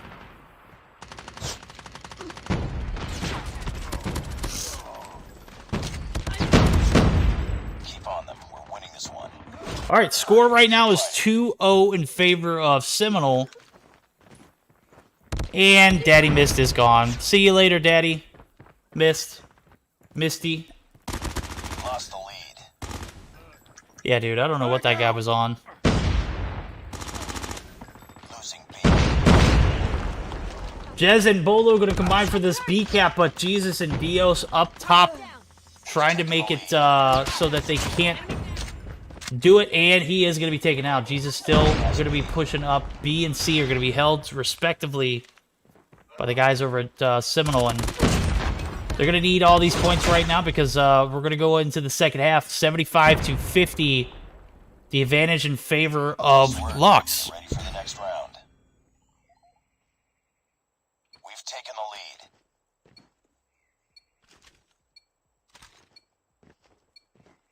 Capture the objectives. Enemy taking A. Enemy taking C. All right, beginning the second half, taking a look at the stats here. 12-6 for Jez, 5-10 for Marshy, 14-8 for Slothy. Slothy able to pick up the slack here, the KD department. As a matter of fact, I'm looking at the side of Lux. 12-9 for Dustpan, who was probably not the best coming out of the Search and Destroy, but is putting their best foot forward in this game of domination. Jesus is going to make the rotation over. B is going to be capped by Seminole, and now we're going to see the C cap come through early and flip. Vague's going to be there on the refrag. Oh, man, he's going to be getting pushed by 2, but the Predator missile there just in time. Titus might actually be able to come through and contest, but now the cluster strike from Seminole. Plethora of score streaks are going to be available. What was starting to look good for the guys over at Lux are looking terribly bad. Are able to recoup, and no, they're not. They are not able to get the C cap. Wow. Pressure just too strong. Jez and Marshy pushed up. Slothy going to be there to contest the A site. 1 down. Dustpan picks up the refrag. B, or A rather, might be captured, but it's going to take more than 1 or 2 to do so. With Vagues present, is going to halt that cap from coming through, but the deficit that Seminole had coming into the second half is now recovered. They have the BC cap. Things are looking bright for them, but for Lux, just looking outright devastating. They are going to make the push up to B. Jesus is going to anchor that push. Is going to have multiple Seminole roster players there to contest, but the B site is going to be capped nonetheless. Titus and Dustpan able to make that happen, and now we're going to see the push back towards this B site. Bolu and Jez. Or actually, Bolu's going to be there for the contest. Jez and Marshy both have Goliaths. Jez is actually might get taken out right here. 17 kills on board. Is not going to be able to solo cap, but Marshy and Slothy going to be making the rotation over. The B site is going to be capped. Big able to pick up one in the background. Now it is a 104-101 game. B being pushed. Lux need to maintain this match so they can continue the series to 4. Seminole only need 1. I cannot spectate you because you are not currently in a game, by the way. That is tough, dude. Yeah. That is quite alright. We're getting geared up for the finals here. If Seminole can close it out here, which it looks like they might be able to, if Dustpan... Oh, actually, Dustpan might have other plans as he does make the C-Cap solo. Nobody there to contest. 2 players for Seminole actually going to make the rotation up to the A site. And it's starting to look like we might be getting into... Oh my god, Dios! Spoiling all the fun! Finds a 3-piece, clears off the A site. B is still in the hands of Seminole. We're seeing a push up top the staircase.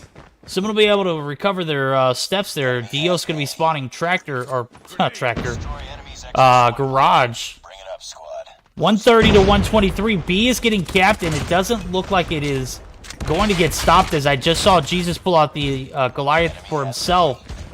Now we're going to see the push up towards this A site. He's got 2 players to work with there on the push.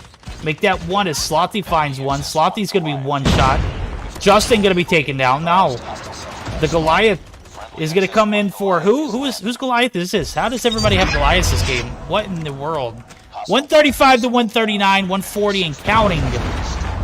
Seminole looking to close this thing out in 3, and it does look like Jesus saves you. Might be able to single-handedly keep this B push from coming in and extend this to a 4th game. Jez going to be taking some shots with the Sparrow. Is not going to be able to take out AR or Jesus. Marshy takes out 2, and the cluster is going to secure the dub. Game number 3 going to go in favor of Lux. 150 to 147. Jesus Christ.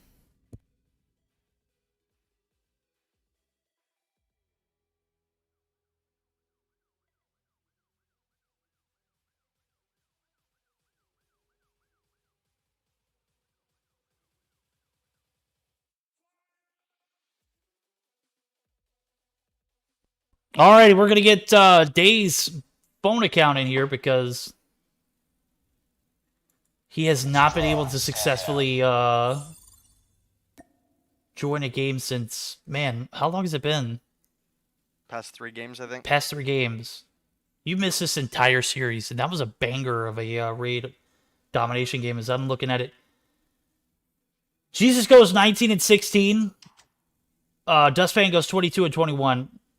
Justin 18 and 18 barely breaks even, but 6 caps for both him and Dios, which solidify this game 3 dub. Jez 23 and 13, 21 and 19 for Vague, 5 and 6 caps respectively. Slothy 24 and 21.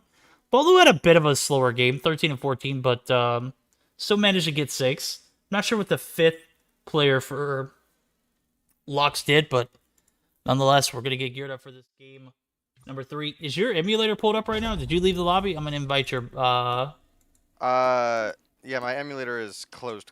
Good. There we go. All right, we're good to roll. Game number 4 is looking like we're going to be seeing a hardpoint standoff. So, yes, I think we will have another standoff. Hopefully, it will be the Halloween. I don't even know if I'm still in the Halloween spirit anymore, but nonetheless, we're going to go ahead. Is Gil going to join the lobby as well? I don't know if he wants to or not. He could definitely join in if he wants to. He gave you that thick raid, didn't he? Yeah, dude, I know, right? Thought he was done for the night. Wrong. I'm kidding, bro. You don't have to join if you don't want to. If you want to, you can. Give you the opportunity to fill in the slots. All right, are we going to be flipping sides or are we going to be maintaining?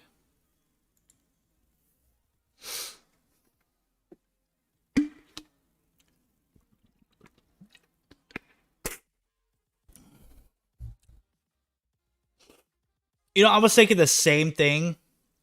Me too. How do they have Goliaths almost going negative? All it takes is a couple good kills on point. Yeah, you're right. You're right. Couple good kills or a string of good kills, a string of good combos. You get like 4 kills while capping B. Sheesh, that's a Goliath right there. Right? All right, Justin, go ahead down there so we can close off the spectator slots, my guy. Come on, bro.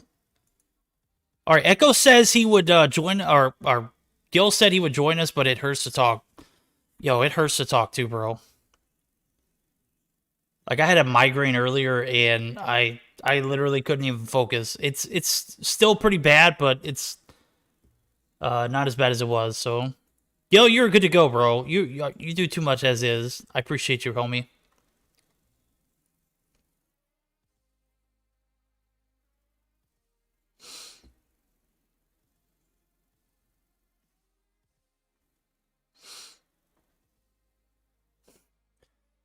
Jesus Christ. All right, getting geared up. Dude, what is he doing, bro? Kick him.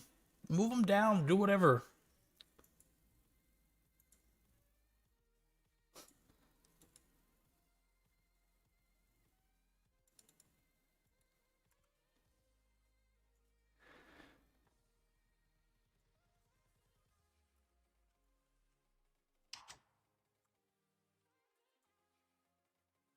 Okay, not sure what the scenario is here. Oh, I guess we may need... Huh. There we go. Just needed a new host. There we go. That makes sense. Esme coming through with the absolute clutch, as always. Hardpoint standoff, it doesn't look like we're going to be seeing that Halloween map. Can you even do it? Is it just search and destroy?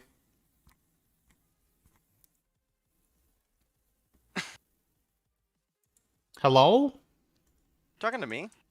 I mean, I was kind of... I mean, no, I was talking to the chat. Because I hard zoned out, I'm going to be honest. Oh my goodness. Oh my god, this is the Meseeks Sunday Showdown, guys, brought to you by Trovo, HyperX, JuJu Energy, and SXC's Finger Sleeves. Make sure you use code Meseeks at checkout, alright? We need to get some we need to get Days some JuJu. Bro, I just feel like we've been sitting in a lobby for like 6 hours. Why is my headset like only picking up a left side volume? There we go. I just don't understand. Dude, we have been here. Look, we sat in the lobby for an hour earlier, and I advised you to join the lobby that I was in which we waited for another 25 minutes, which I apologize for. I could have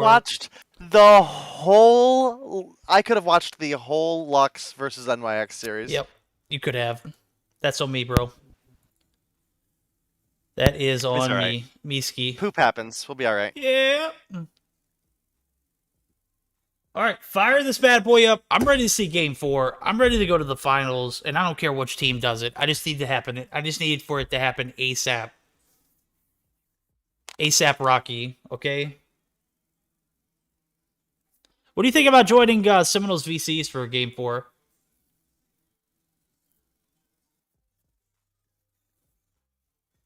I mean, that's up to you, man.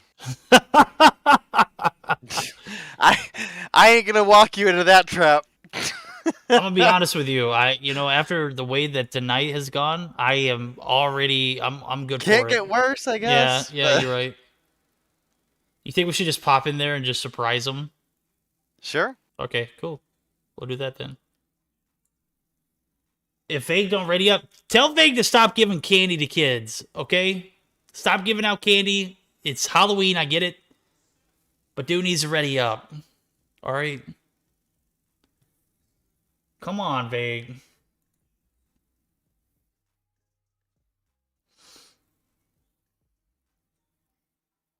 No, actually, Physics, that's how I'm like right now. Day is not like that. I'm like that right now. I've been like that since I got home this afternoon. Okay, we are going to play Standoff Halloween. Good deal. Oh, boy. Score 2-1 in favor of Seminole.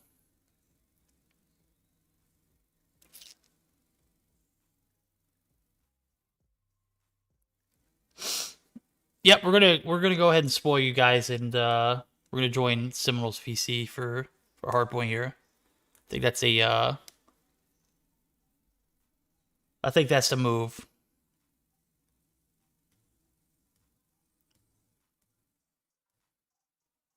Verdict listening, young people music, no freaking memes. Bruh. What was that? Alright, there we go. Red Titus, I will kick you from this lobby, bro. Start it up. Let's go. We've been waiting for way too long. It's 11 p.m. Eastern time, guys. 11 p.m. It never gets old, bro. We're getting into the action. I'm finally able to join a game. All it took is an iPhone instead of a $4,000 gaming rig. But we're here. We're here. Hardpoint identified. Oh, I should probably turn that down then. This is not hardpoint on standoff Halloween. Hardpoint is ours. I agree. This is hardpoint on standoff, but there is certainly not a lot of Halloween going on. No, there's not. I see little Billy running around the houses and whatnot, but Fight harder. it's not the same. All right, P1 in progress here. About 20 seconds on. Marshy gonna push up for the contest. Marshy gonna be taking down Sloppy. One shot. Titus picks up 3. Make that 2. Jazz on the refrag there clears him out. That is gonna be Seminole back on point here. Pretty mixed result here. Obviously, this is out in the open. You're not gonna get an advantage off the rip unless it's handed to you. Dios make that dustpan actually comes through. It's on point. Justin back on the point as well now. So back and forth affair, and I'm starting to see a little bit more of a cool, calm, collected Lux. Hardpoint contested. We lost the lead. A slight lead for the side of Lux right now. You can see teams are making the rotation on over to Gas, looking for some of those anchor positions. And right now it is Lux Justin looking for it, but can't win the fight with Bolu, who's going to grab those. You can see Justin spawning quite far out, but was able to pick up a couple kills and get himself a drone on board here. Might be able to pick up a kill or some damage, or maybe even just get his team a little bit of vision, but does look like a big re-break going to come through for the side of Tribe. They're maintaining spawns for the most part so far, as well as some objective time coming through here. You can see Marshy on point, does take a bit of damage from a frag, going to take 1 down. Now Tribe starting to get swarmed on the point once again. Does look like the clear out's going to come, but look at the respawns Tribe is able to pull together there in Gas. Going to give them an immediate opportunity to re-break and take the lead once again. Yep, they're only going to get about 14 points off that uncontested P2. As I did see Jesus opt for the early push over to Blue. Is going to have the advantage. As a matter of fact, 4 players are going to be swarming around this point as well. That's going to be Slothy on the initial contest. Jesus and Jez trade there. Jez drops. Slothy gets the refrag. Slothy's taken down. Dios mío! With the help of OBJ, Justin at the bottom side is going to be able to find 1. Dios finds another via the trophy system. Well played. Well placed. Marshy is actually taken out right as he pulled out his Sparrow. Feels bad, but game's getting interesting now. This is not the same Lux team we saw earlier tonight. As a matter of fact, this is probably the most competitive we've seen them all night. The domination was just a spark, as I do see a little bit of a lead going in their favor. It's going to be short-lived, though, as I do see Trebinal actually played a little bit of OBJ, as I see 3 players on the hill. 18 seconds left, and now we're looking at rotation here from Lux, who already have 3 people on new. Yeah, quite a close game between these two teams. Obviously, Lux being able to win the domination is what was able to push us into this position in the first place. And Justin comes through with 2. Let's make it 3 as he finds 1 onto Slothy as well. And as you can see, teams rotating on over. I want to see how Justin ends up using this, because I have complained quite a bit in the past about players and the choices that they use the Gravity Vortex for. To be more of an area denial tool than anything. And you know, as we move into the P4 here, it's not super close. Well, gonna pull it out anyway. Both shots are out. Doesn't find nada. Because he didn't use it right. No, he didn't. As a matter of fact, using it on P4 is probably a waste shot. It's a little bigger than that P2, you know, or P2, P3 rather. Top blue area, which probably been a little better, or maybe like the 2 entrances to P1. That one you can literally escape from, you know, almost any angle. P4 coming to a conclusion, and I think that's an ample opportunity we are going to join in. I'm feeling ballsy tonight. We're going to join in the Seminole Discord VC. Oh gosh, let's do it. Close. Yeah, bro. No, he's not. No, One in mid, Stop one following mid. the middle, bro. Go to gas. One in deli. Deli dead. We've taken the lead. I have tag 5. Yeah, Look middle. On the bar. Court, 2 court. One out mid. And court. I got you guys. I got you guys. Friendly drone in the area. I'm using tag 5. Hardpoint contested. Walk in corner, something. Needed you. There's one more. One more middle. There's one more. Got two, got two. And There's one in blue, one blue, one blue. Stat. Blue. I got two, Yeah, I got one two, I got more. five, I Come on. got five. Popping tag 5. This side. One up farm. One in gritty. Go on. One top market. We want. Ready? Stop that blocking his weak. There's two blue, two in blue. One in deli. Deli there. I got three, I got three, I got three. Burning. Ja.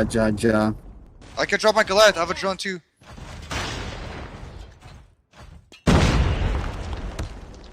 One in fucking. One in Down. All right, I gotta make a comment. I was thoroughly impressed with the amount of seriousness in that VC. I think it's because I didn't tell them I was gonna join. I literally trolled Fake. I was like, yeah, dude, we're totally gonna join your VC. And then I was like, no, I'm not, dude. What do I sound like? A moron? Well, I was thoroughly pleased. Got to give it to the guys over at Seminole. They take game 4. They're moving on to the finals. The VCs were on point. It sounded like a completely reformed Seminole VC.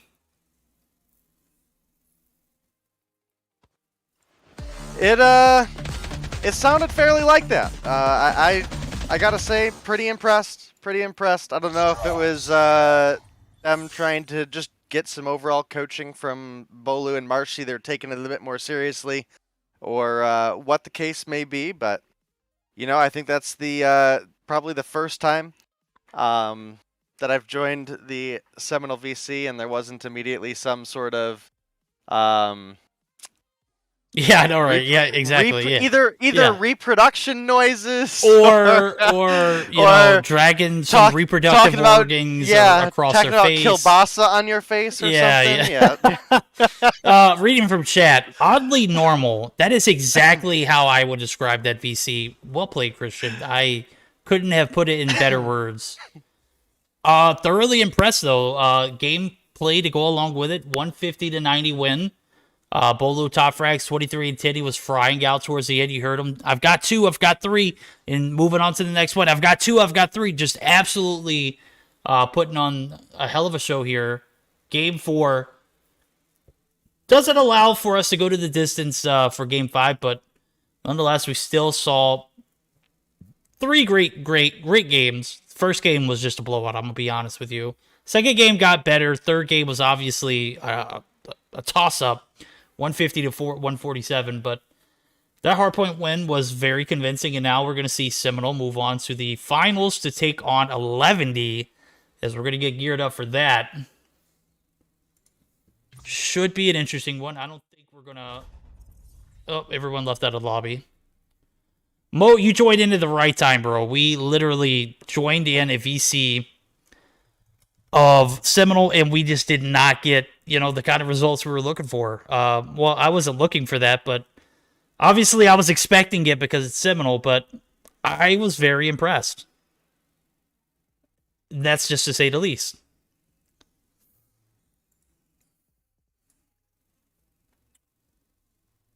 All right, we're going to get geared up for the finals. That's going to be 11D and Seminole. Don't go anywhere. We're going to take a short intermission to get these guys in the lobby. I promise you it's not going to be an hour wait. I promise you I can deliver something better than an hour. But while we wait, we are going to go ahead and update the title. Just so that you guys are prepared. That was a good series, not going to lie. Yeah, the first game, if you would have watched it, you would have probably brushed that Lux team off your shoulder. But then the games progressively got better, so got to give it to them. They showed up and put on a show for us towards the end. Yeah, definitely. Definitely was a... I'm just catching up on chat. Actually, surprisingly good tonight. I love it. Well, Vague was in chat. Oh, got you. What did Vague say? He didn't notice that we joined. I knew it! I tricked him. I got him. Vague, we're so proud of you guys, bro. We see that y'all can be serious. I knew they had it in them. Yeah. Choosing to do so, Yeah. That's why I purposely went into their VC and told them that I was not joining their VC, just so that way we can get a real glimpse of what their VC sound like during a serious game. So, GG's. Hell of a performance there. As a matter of fact, a lot of direction from Bolu. I was very interested to see how that interaction went through. As it came down to the wire, it was a neck-and-neck game going into that P1 rotation. But, you know, 2 Goliaths better than no Goliaths. Definitely panned out. So, Marshy joins back in the lobby. I don't think we're going to go anywhere. I think we're going to go ahead and get the next series up, ahead of us.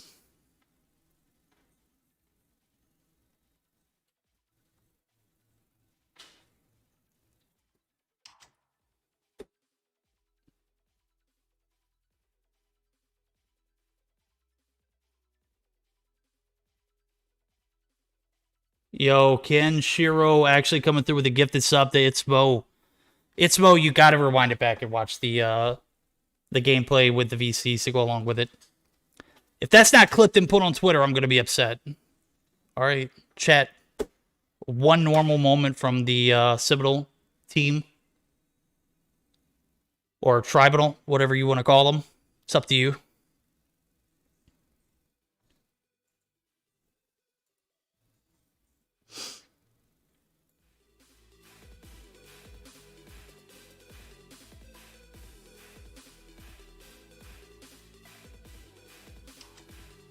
All right, Super joining in the lobby.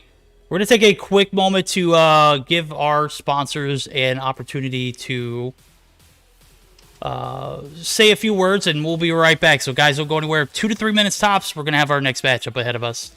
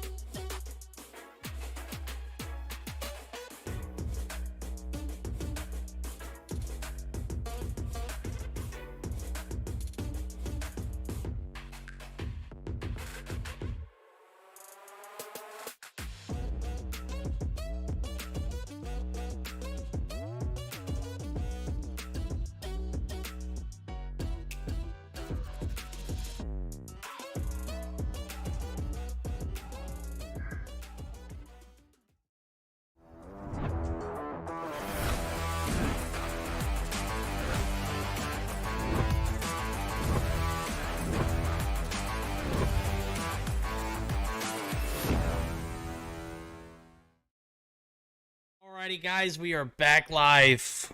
Meseeks, Sunday Showdown, finals time. We've got Seminole in the lobby. We've got 11 in the lobby. We've got Day, surprisingly, in the lobby, too. He's been on fire since he joined back in, and I think we got the best of 5 ready to roll as I'm looking at it. Hardpoint Raid, S&D Standoff, okay. Domination Summit, all right. Hardpoint Firing Range. To follow it up with a Game 5 scenario, S&D Hackney Yard. That is the best of 5 I've ever seen. Day, what are your thoughts? All that. I mean, it's a pretty decent It's pretty rotation. decent. I don't know if it's the best one I've ever seen. It's though. it's the best one I've seen tonight. All right, so give me a break. Look, all the bad things I said about Tunisia back in the day, I take it all back. You can have your takeoff. You can have your crossfire. Give me Tunisia back. I'll take Tunisia for an S&D pool. I honestly, I think I it will would. too. Yeah. If you ask me again, I would also throw Meltdown, Search and Destroy back in the mix too. I absolutely love a good old-fashioned Meltdown, Search and Destroy. I'm sorry, I know it's an acquired taste, but it is probably one of my favorite S&D maps, and you can't change my mind otherwise. Now, do I play well on it? Absolutely not, but can I cast it? Absolutely, bro. I'm all over that. Give us some Express all-game modes for the rotation. Best of 5, Express.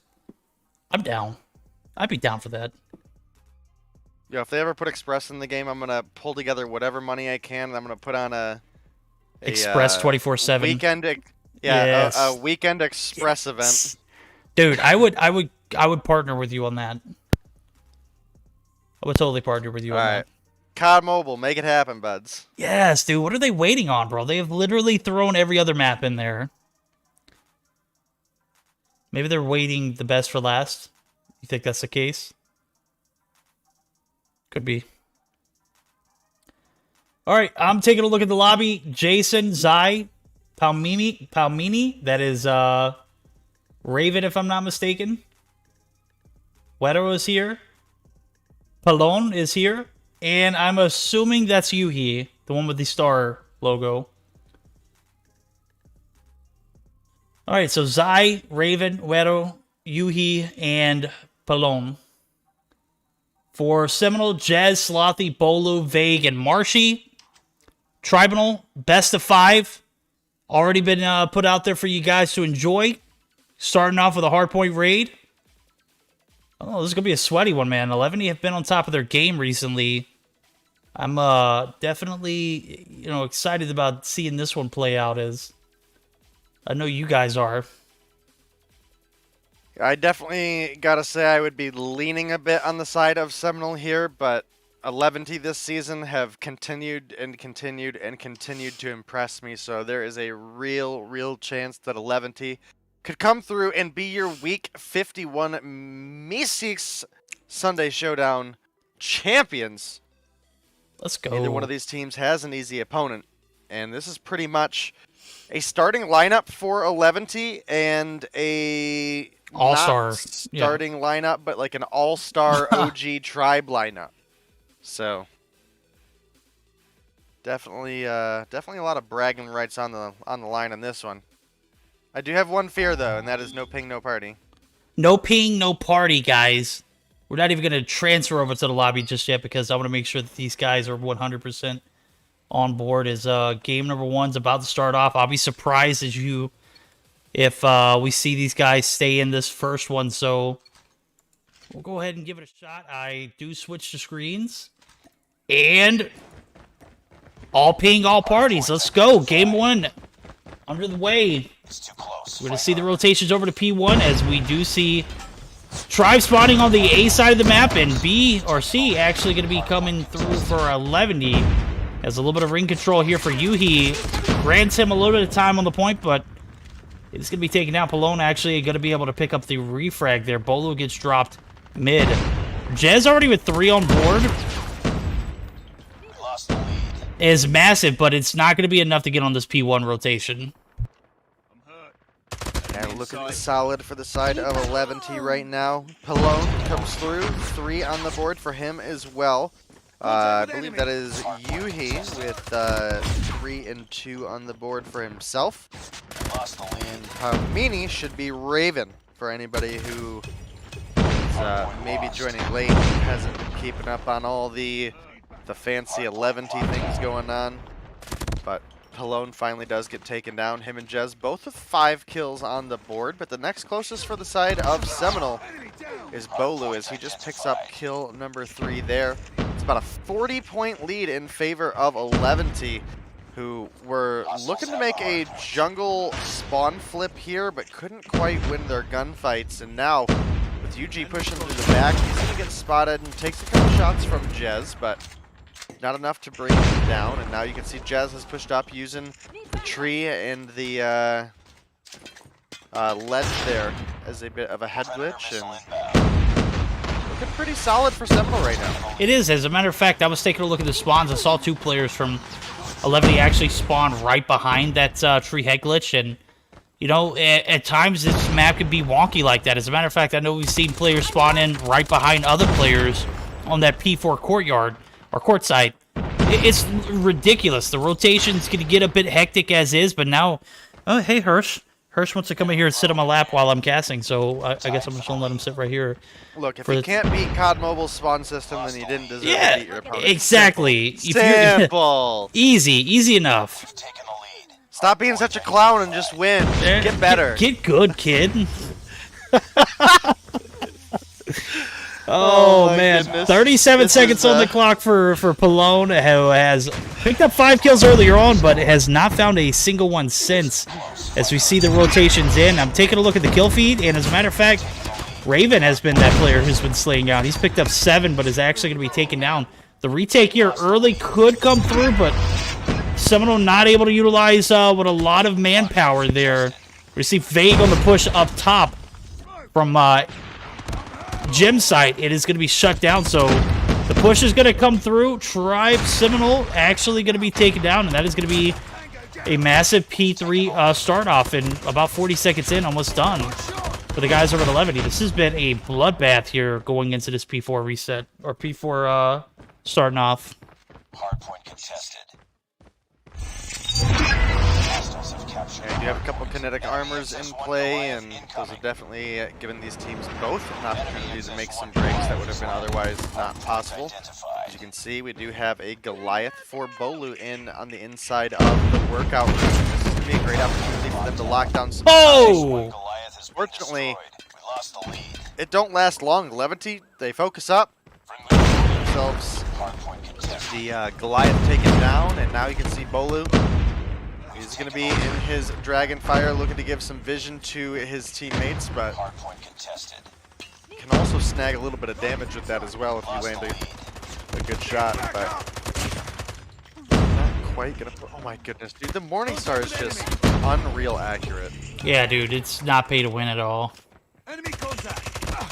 At all. Zai going to be pushed. Slothy finds 2, clears off the top side, but it does look like all of the guys there are going to be able to maintain the fort on this P4 rotation courtside. A massive advantage now for the guys over at 11E. We saw the devastation come through early on. The Goliath perfectly placed for Bolu, but obviously can't win them all. The courtside is never a safe place, especially when you have things like that in the mix. We saw the well-structured, well-focused 11E team make the push in and get it instantly taken out, and now we've got a 122-57 advantage. Pallone actually going to be able to activate that TAC-5, is going to be taken down himself, but battle for this P5 rotation has been already came through, and that's going to be a retake now. I was looking at it, Seminole had the point, but are going to be quickly taken out. Slothy going to be there on the contest. Slothy going to be taken out. No one here for the contest for the guys over at Seminole. As I say that, Marshy pulls out the Sparrow, is able to take down 2, make it 3, and he has racketed up, but only 16 points needed for the guys over at 11 to close out game number 1. They could very well do it on a good rotation over here to P1 resets. Yeah, right about now it's looking pretty doable Only about 15, 16 seconds to go for the side of 11T, and well over an entire hardpoint hold for the side of Seminole. And this is a great opening game for 11T, and like I mentioned before, this is not the 11T that many of you guys in NA may remember from a couple seasons ago that was honestly not very solid in respawns, but was great in search. No. This is the new 11T. These guys frag out and maintain control in their hard points. Their search is still absolutely fantastic. And we haven't honestly seen enough of their Dom because honestly they have quite often just dumpstered their opponents. So I mean, I'm pretty convinced right now that that hardpoint was... It went downhill for Seminole after that P3 rotation over to P4. Goliath gets taken down. Got a massive hold there for 11E. They increased that already 20-point lead. Put it up to a 130 point after the P5 reset over to P1. Of course they're going to get those points. There's only 14 needed to close the game out. Can't ask for a better performance from this 11E squad as I take a look at the scorecard. Raven top frags with the kills for 11E, but I'm looking at the side of Seminole. 29 and 15 for Slothy. Doesn't necessarily mean that the objective time was there. You can see it. No one even remotely close to a minute for their team. If you look at 11E, a minute and 20 for Palone, a minute for Yuhi, and then a minute and 6 for Zai. I mean, I don't care if you go 12 and 19, bro. Those numbers matter, especially when it comes down to this game one performances. We see it 150 to 84. They didn't win their gunfights, not all of them, but obviously they won the ones that mattered the most.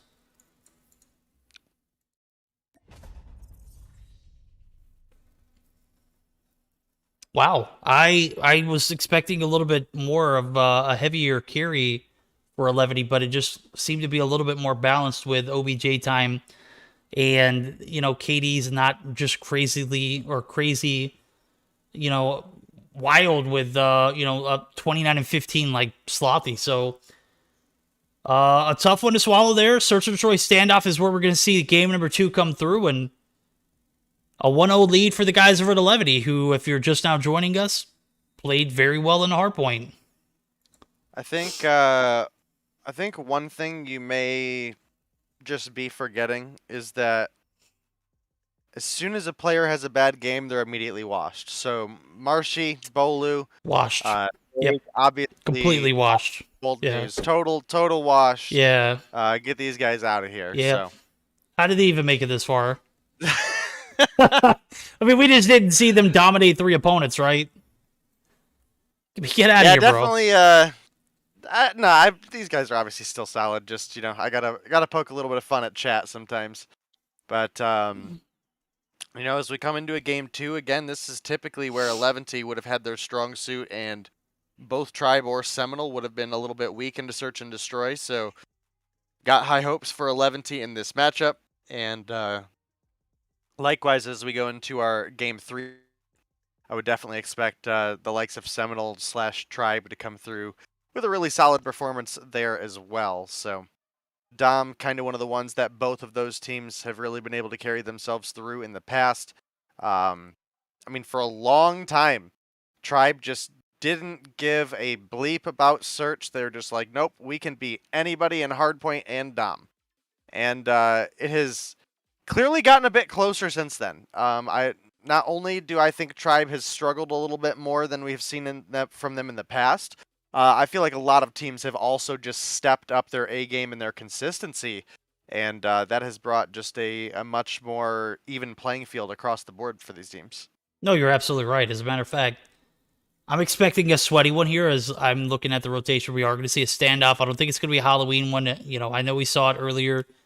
Obviously, I'd love to, cast a Halloween-themed Search or Destroy on standoff, but these players have the choice, and they have chose not to play on it for obvious reasons. So things get a bit spicy here. I'm expecting, the Seminole/Tribe hybrid roster to step their game up. Obviously, they played very well in the first game. 11 just happened to be on point in winning those gunfights in the point that mattered the most. So, it's expected. Obviously, things can go a little different, and go into a game 2, you're down 0-1. That doesn't necessarily mean that they're out, though. We've seen them single-handedly just deliver game after game, ending performances for other teams, like the 2-0 over Explicit, who came in pretty hot, the 3-1 over Lux, who literally beat Zygnus 2-1. So, yeah, I think we have a stout opponent and a stout matchup ahead of us. But I just don't think that hardpoint will define this best of 5. I'm sorry. I can't believe that. Yeah, I don't either. Like I said, I'm leaning pretty heavily on the side of 11T going into the search.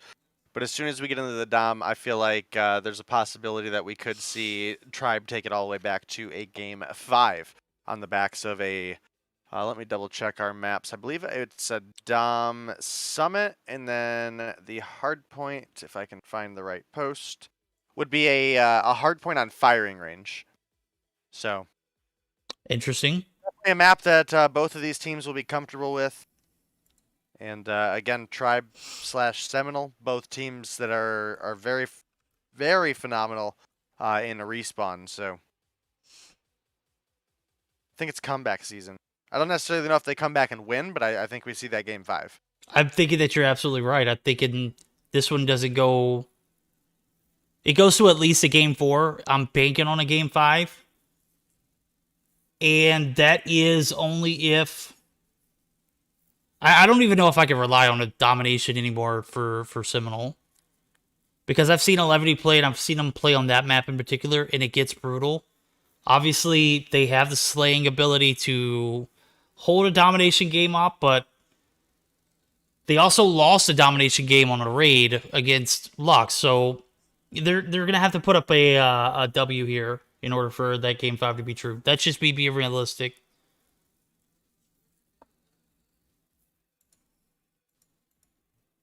Well, guys, assuming Jez ever readies up, we'll get you guys into the search and destroy. All right, Jez leaves. Rip. 4v5? Question mark? Probably not.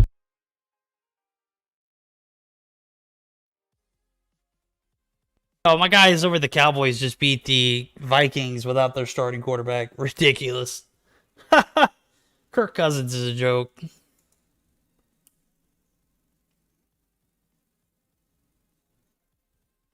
All right, I'm not 100% sure what's going on. We're obviously waiting for game 2 just like you guys. And we have no communication of what's going on. So give us a minute to get everything settled in. There we go. Jez joins back in unreadies immediately. Jez, homie, come on.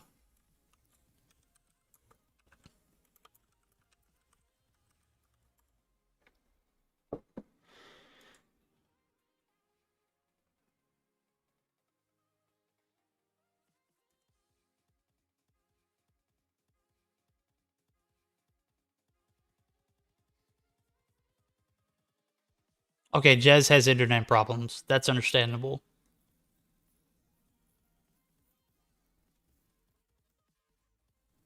Okay, so we're just waiting for internet issues to get fixed. No ping, no party. Sounds like a very Seminole-esque thing. No, that's definitely a Tribe thing. That's not a Seminole thing. Seminole tried it one time and they lost that one game, remember? Look, I just meant in general the Seminole team that showed up today. Oh, you're right.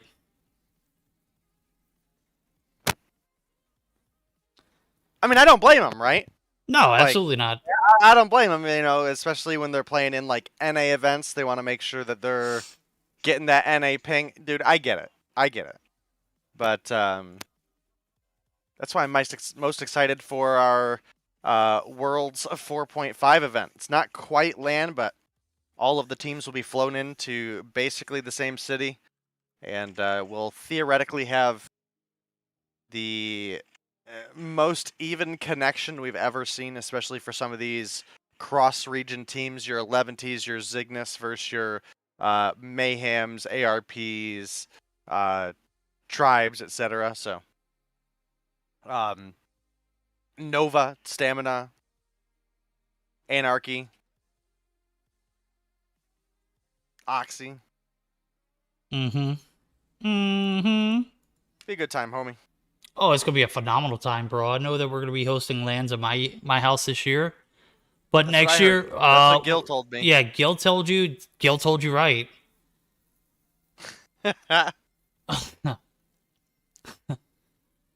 Need to see some stage 5 at verdicts. All right, I don't know what the holdup is. We've got everyone in the lobby.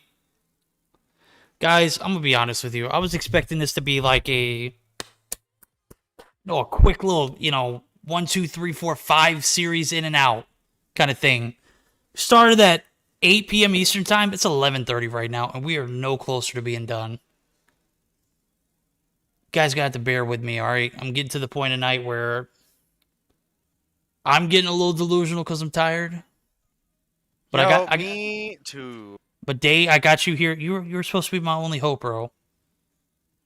I was gonna just try to stream after this. And Yeah, I know, right? Don't know if I'm gonna make it. We can't have no like. We can't do nothing. Can't do nothing. We can't enjoy watching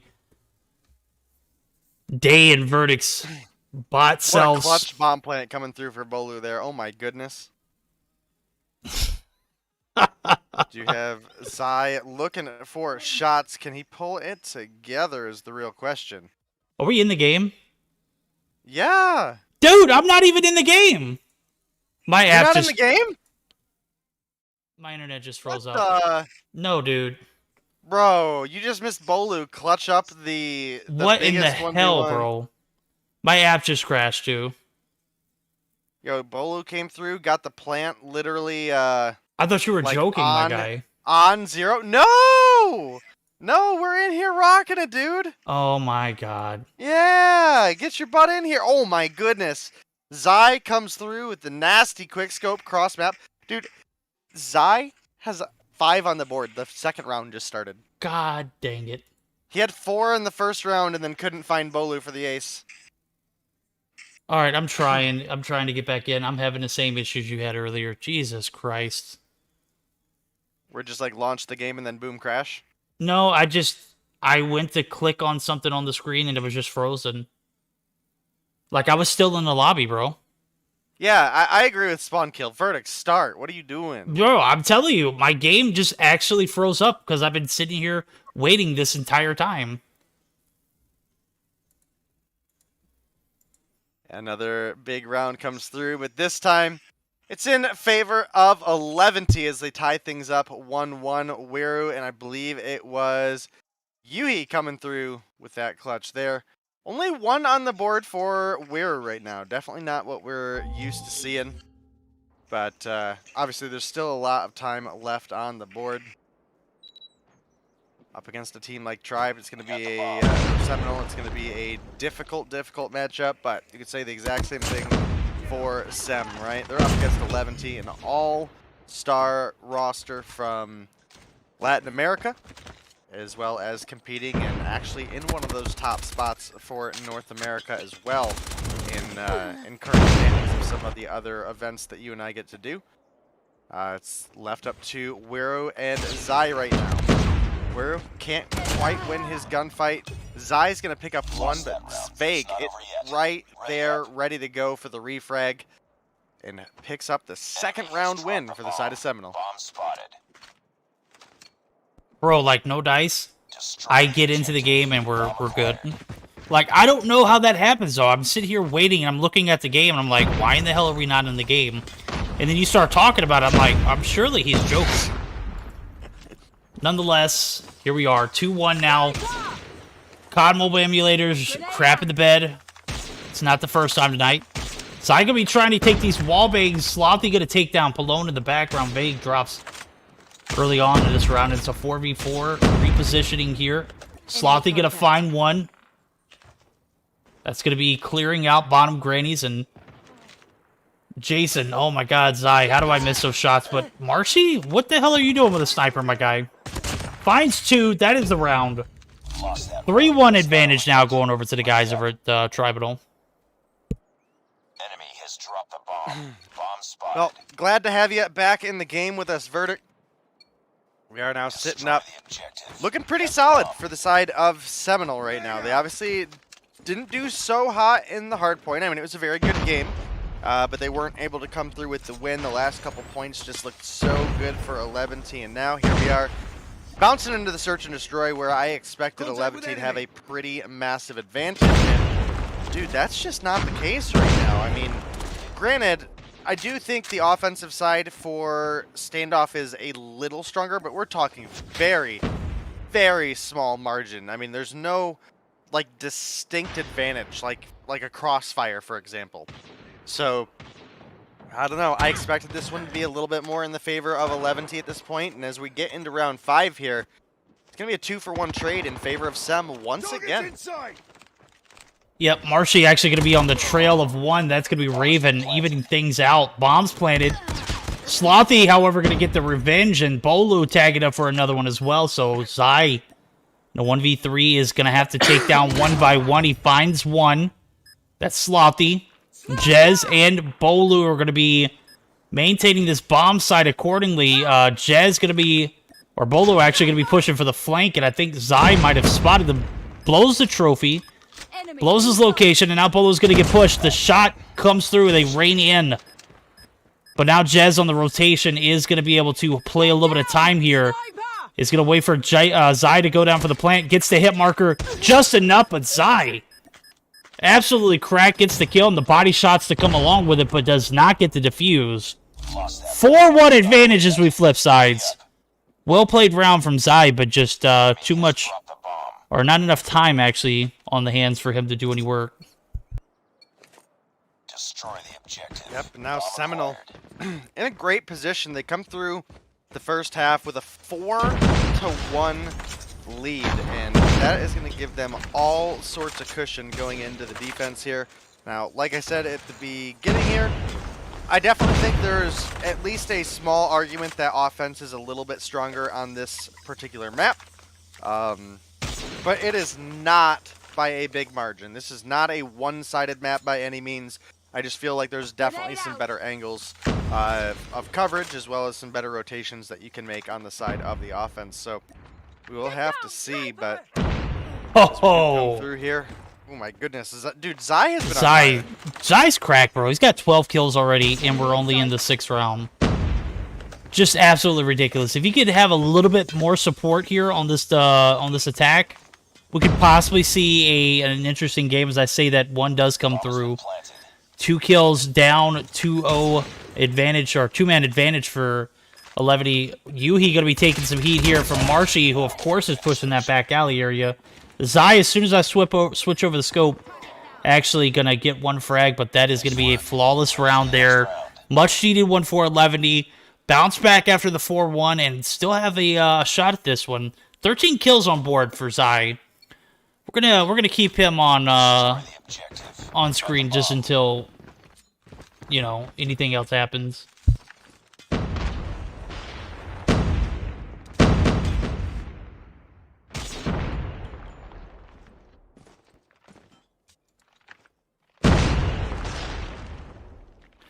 All right, not a lot of. Oh, go ahead. I was just looking at the map and kind of got lost in the fact that this has been an incredibly slow round. We do finally have one come through as Marshy pushes on up and does get taken down by, I believe that is Yuhi there. Kill number 5 on the board for him, but dude, my goodness, this is like largely the Slothy and Zai show. 8 for Slothy, 13 for Zai, leading their teams respectively, and you know, it is a little bit unfortunate to see Pallone down at 1 and 5 right now, but man, in this kind of lobby where the gun skill and the teamwork is just so high on the board and just so outrageous, definitely definitely easy to drop a couple rounds, and it is going to be 11 coming through. They do find Slothy there in the end, bringing things back. Now it's just a 1-round game between these two teams as 11 find 3 in a row on offense. Destroy the objective. Yeah, they've had a stout offense, and that's going to be heavily due to the fact of Zai putting up 14 kills. He's put 6 on. Oh my God, Jez finally finds the equalizer, picking up his third. Zai goes down. Another player, that's Wedo, drops. Raven gets a refrag, but it is a 1-for-2 trade. Bomb is still in the hands of Palone, who is actually going to be out in mid. Yuhi finds his 6th, makes it even, but now anticipates Marshy, who is actually going to be on the inside of Delhi here. Vay going to be making the rotation over support. Yuhi going to be taking some shots, but is able to recover.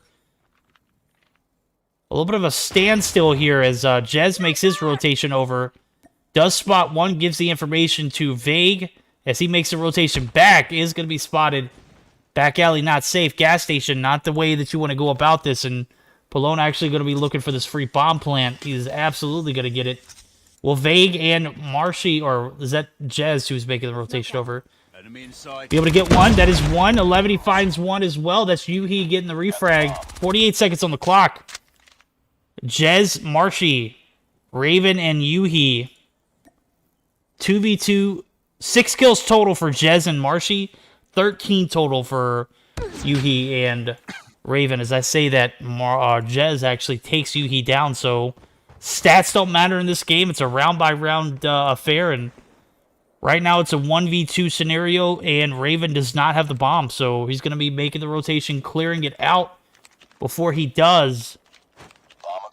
Not sure if the guys over at Seminole were actually able to see the bomb as it went down, but I guess they would assume that it was exactly where that last player went down. And with about 5 seconds on the clock, that's going to be a round going in favor of the guys over at Seminole. It's all up to you now. Finish the mission. Lost that round, but it's not over yet. Yeah, Seminole find a big pickup round here on the defense that brings them to match point, but we have seen the side of 11 pull together 3 offensive rounds in a row. Now, the difficulty in that is the offenses where Seminole also had the most success. So by them getting up to round 5 in their favor, they guarantee that even if we go to a game 11, they get that offense for the final round switch, which can be a pretty big advantage. As you can see, both these teams have won most of their games on the offense. So, ooh, Palmini, big feels bad. This one looks like it is all Seminole all the way, man. My goodness, just mowing through 11T. Oh my goodness. They gonna pick up the nice 2-piece. That's gonna be a 6-3 win.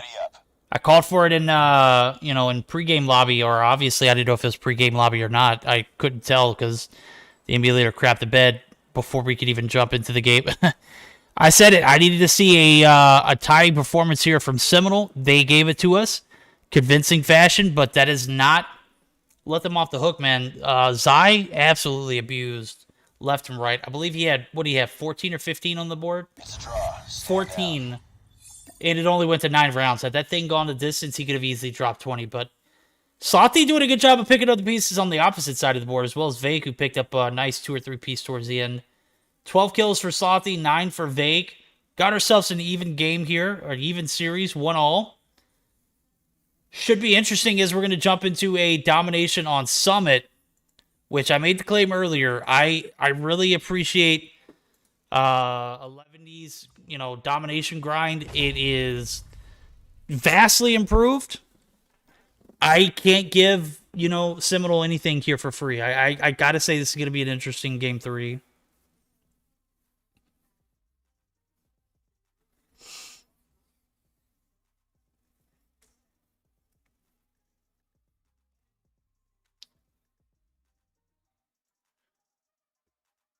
And we might have lost Day.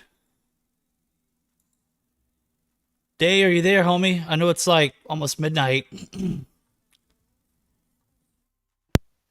There we go.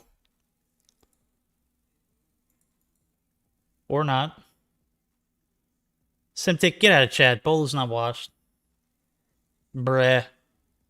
Alright, game number 3 by the Come Through Domination Summit. Who do you guys got? You think Seminole going to take this? You think 11 going to steal the lead back?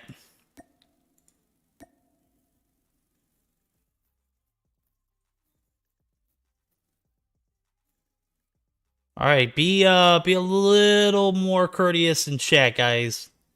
I know if your team doesn't win, you don't have to be disrespectful to the other team. Obviously, it was a stout matchup, 6-3 win for Seminole. The first match, obviously, was a bit different. So 1 for 1. Everybody wins in that case, but now it's going to be the decision maker. Game number 3, and I think we are good to go. RTC reconnecting. Rip. That is tough. It be like that sometimes, bro.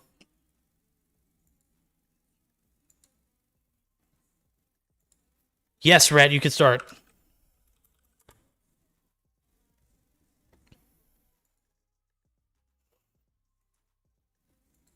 Hey, Dave, try to reconnect or close out this Discord if you can.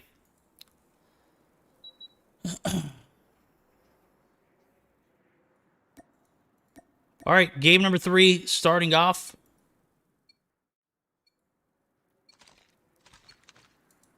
We're going to be on board with Wedo and 11. They're going to have the A site. They're going to be battling back and forth here, trying to get this B site, but they're going to get map control earlier. Someone going to send 3 towards the B site, 2 to C, where we see Wedo taking some shots. Enemy has Alpha. Raven actually going to be able to get the kill, and I think we might have seen Wedo go disconnected there. That's tough. Losing Charlie. Losing Alpha. Nonetheless, the push-up is going to grant 11 back to that C site. It's exactly what they wanted, but with Wedo actually being AFK, I do see him reconnect there. Super unfortunate. They going to lose the gunfight, 1v1 style. Jez up top, or actually cage side. This is going to be a tough one here. Neck and neck. Literally tied up to the brim. The advantage does go in favor of 11 for the time being, but Seminole just too much.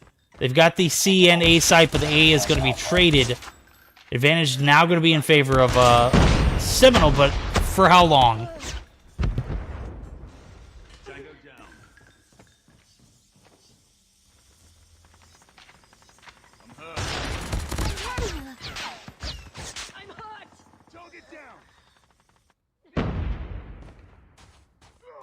Oh, Day's not having good connection issues. It looks like Jez just had a bit of a connection virus. It just literally breached onto all of us. So, game 3, midway through the first half, as I do see nobody's yet to get that B site. As a matter of fact, it has been a little bit of a back and forth affair. 11 able to put a foot or 2 on it. Palone actually going to be pushed.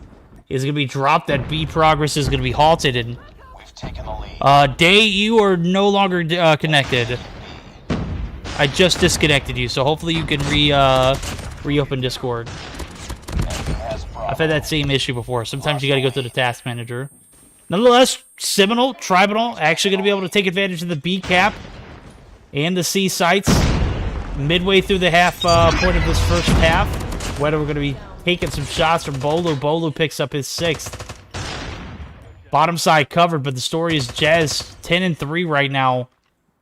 Gonna get some help from the TAC 5 as well as his Sparrow, which actually is going to be ready to rock and roll. Wedo going to be pushing up, is going to be taken down. And a lot of map control here early on, and looks like a continuation of the search so far.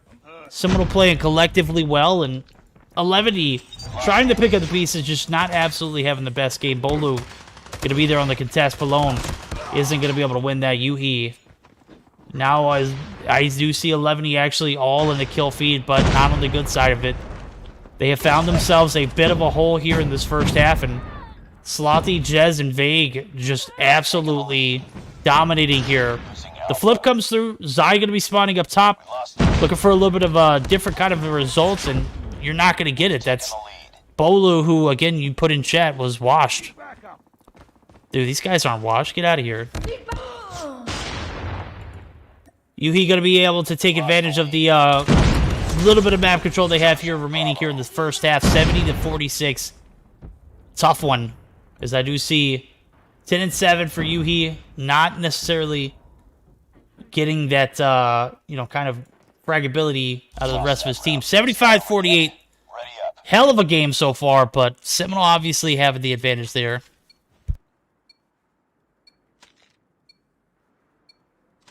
Capture the objectives.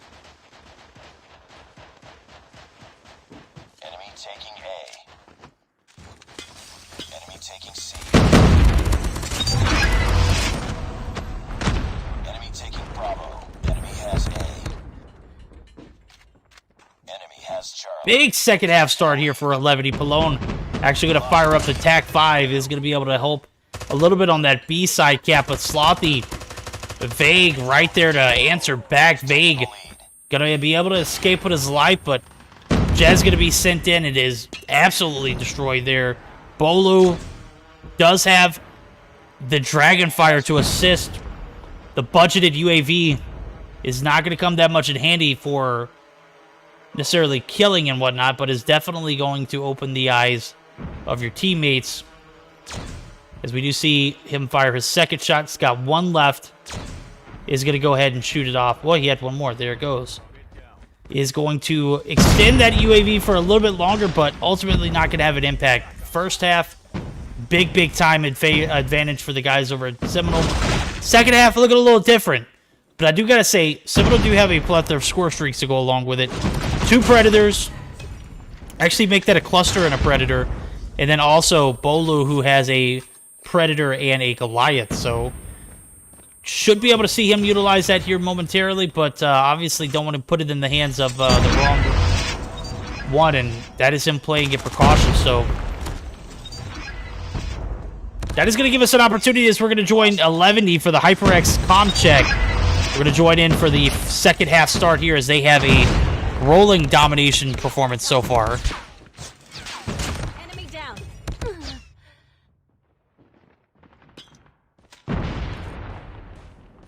Need backup. Muerto top. Mesa. Dos top. Los dejé tocados. Una mesa. Van a agarrar, vaya. Incoming. No lo veo. ¿Nadie tiene arco? Top 2, güey, top 2. Verga. Verga, 2 arcos. ¿Nadie tiene arco? ¿Nadie tiene arco? Yo no tengo ahorita arco. Escalera medio. Me falta un vergo para el arco, me. Flashados en B. Muerto, Panena. Muerto uno top. Muerto el arco. Nah, ni de pedo me tengo. Aparecía clase. Es que esos pinches ideadas quedamos tan cabronas. Amarillo. ¿Te va para top? Enemy in sight. All right, a little bit of a power shift there as Seminole start to utilize those score streaks that I was speaking on. Bolu's actually going to be one shot. Bolu's going to be taking out Jez. Going to be there pick up the slack, but is actually going to be one shot himself. Literally one shot. Is going to self-explode there. B-cap is going to come through for 11. But it's a little bit contested there as we do see Seminole actually spawning back in on this A side. They do push the cluster down. The cluster isn't going to be the best location. Marshy trying to extend his life here. Looking for a little bit of support on this B side. He's going to get it.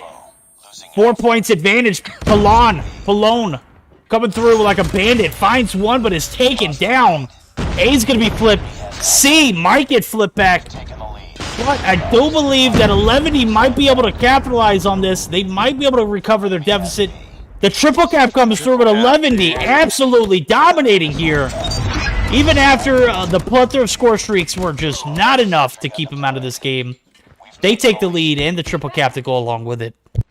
Yeah, and that is triple cap territory now for the side of Tribe, and that's going to be lights out because there's just no way at this point that they are able to stop this domination that it was 11 here at the end of Summit specifically. I mean, I may have got disconnected from Discord, but I was there for the whole game, and I got to say, like, the first half, like specifically the end of the first half and beginning of the second half, Tribe was fragging out, dude. They were oh yeah, and then they had score out. streaks to back it up too. It was, it almost looked like it was going to turn one-sided for a moment, back in Seminoles' favor. But I don't know. These guys over at 11 are built differently. Yeah, definitely a solid game coming through for 11. The last-minute comeback, that triple cap was absolutely huge, and man. Pallone specifically fragged out there towards the end, and you know, I think I saw him get 2 quads in the feed, as well as then coming through. I think he got a double kill with a pred missile and really was one of the big factors in the team getting that triple kill pulled together. And dude, I love the climb. I love the glow up from Pallone, right? Like we were casting him back Op 34. on the Op 34 Yes. roster that was really on the climb, and obviously last minute that team had some issues come up, and they split up after looking like a team that was going straight from challengers into Mobile Mayhem. And I gotta say, that was a smart pickup for 11T, because this kid has grown big time. Big time. Dude, showed up, showed out. Game number 3, I made the predictions, bro. I said it clearly. The domination was going to be a toss-up. And I said that because I've seen 11E play domination recently, and they're no pushover team. As a matter of fact, we saw the adversity come through the double Goliaths. That should have been like a game set match point situation for Seminole. But no, 11E, even in the face of adversity, as I got to join in their VC, there was a little bit of negative vibes, but did they turn it around quickly? Absolutely. Massive triple cap into game number 3, and now we're on match point. It's going to be a hard point firing range. You jumped into Seminoles VC again? No, I joined in 11E's VCs. Oh. Yeah, I'm not that bold, bro. I must have just connected before that came through on stream because of the delay. I was like, dude, twice in one day, you might be getting a little too brave on us. No, I'm not that spicy, bro. Definitely not. Oh, boy. I've got to say that that turnaround for 11E was absolutely on point. And, Seminole had that in the bag, too, dude. Like I said, they had Cluster Strike, they had Predators, they had 2 Goliaths. Usually on a map like that literally changes the course of the game. But 11E able to respawn quickly, able to take down... That's the second time tonight that they've taken out Goliaths, like, almost instantly. Now we're going to see a match point be the determining factor here. Will Seminole be able to take us to a game 5, or the guys over at 11E close it out here? Hardpoint firing range. This is a tough one to watch, but gotta say Seminole do have the favoring sides to begin the game, so, it could go either way. Hardpoint identified. It's too close. Fight harder. Yep, getting into the action here, we do have Bolu up top of Tin right now. Gonna drop down, picks up 2 assists as Jez cleans him up. Couple points come through for the side of Seminole, but this initial P1 firing range sucks to try to hold. Every single spawn on this map, you are literally in distance of a grenade throw or just 1 or 2 seconds out of having direct line of sight access to that point. So it's a pretty difficult one to hold before your team is really able to control the spawns. If we get around to a second P1, there will be score streaks, operators. You'll have a little bit more opportunity to hold the enemies back. Maybe you come through and you get a big P1 there, but right off the bat, if someone has a phenomenal P1, they're typically going to win the game. And nobody really coming through strong there. You can look at the map and see, however, 11T have rotated early. They got themselves a big hold going on over towards the American spawn here, but the key thing on this map is that is also going to be your strong point spawn for P3 as well when we move over into trailer. So keep an eye out for that. Definitely expect Tribunal here to come through and try to get a flip, but right now it's just 11T filling up the feed left and right, not giving up any ground. No, this P2 has been a dub for them so far. 30 seconds in, 30 points solid. Not a single player able to make their contest here for the guys over at Tribunal. Bolu going to be waiting for the push, is going to be recovering as well. Now the shots are going to come through, but the TAC 5 on point. That's Pallone actually with the assist. And now the battle for this P3 spawn site, which is exactly right next to this American site trailer. Nonetheless, going to be an interesting one, as I do see one player that's going to be Raven for the hold. 8 kills solid. The nade comes in. The trophy comes through. The trophy's destroyed. Marshy's pushed. finally also going to come through. Marshy going to be able to clear one out, but is instantly traded. And now P3 is open for business, and Seminole looking like they might not be able to recover from this. 66 points and counting. Slothy able to come through, but is instantly taken out as well. And 11 doing what they do best, and that's play objective.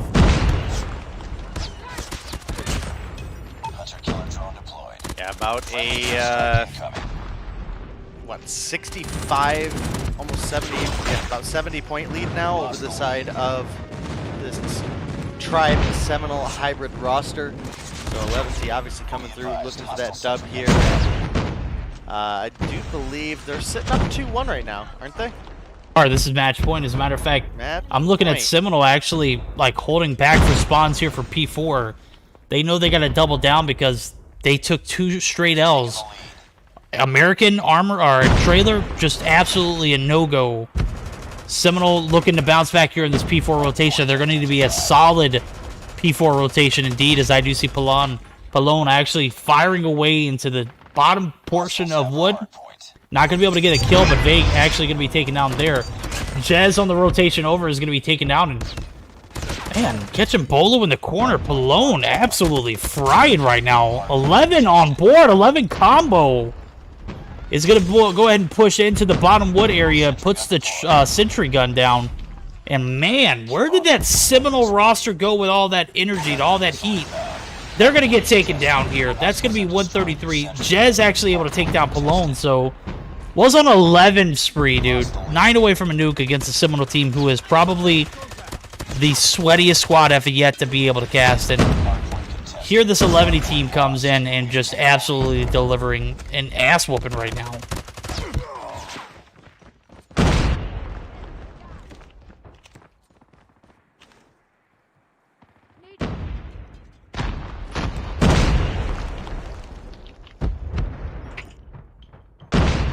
Slothy looking for a couple kills here, can't quite find him.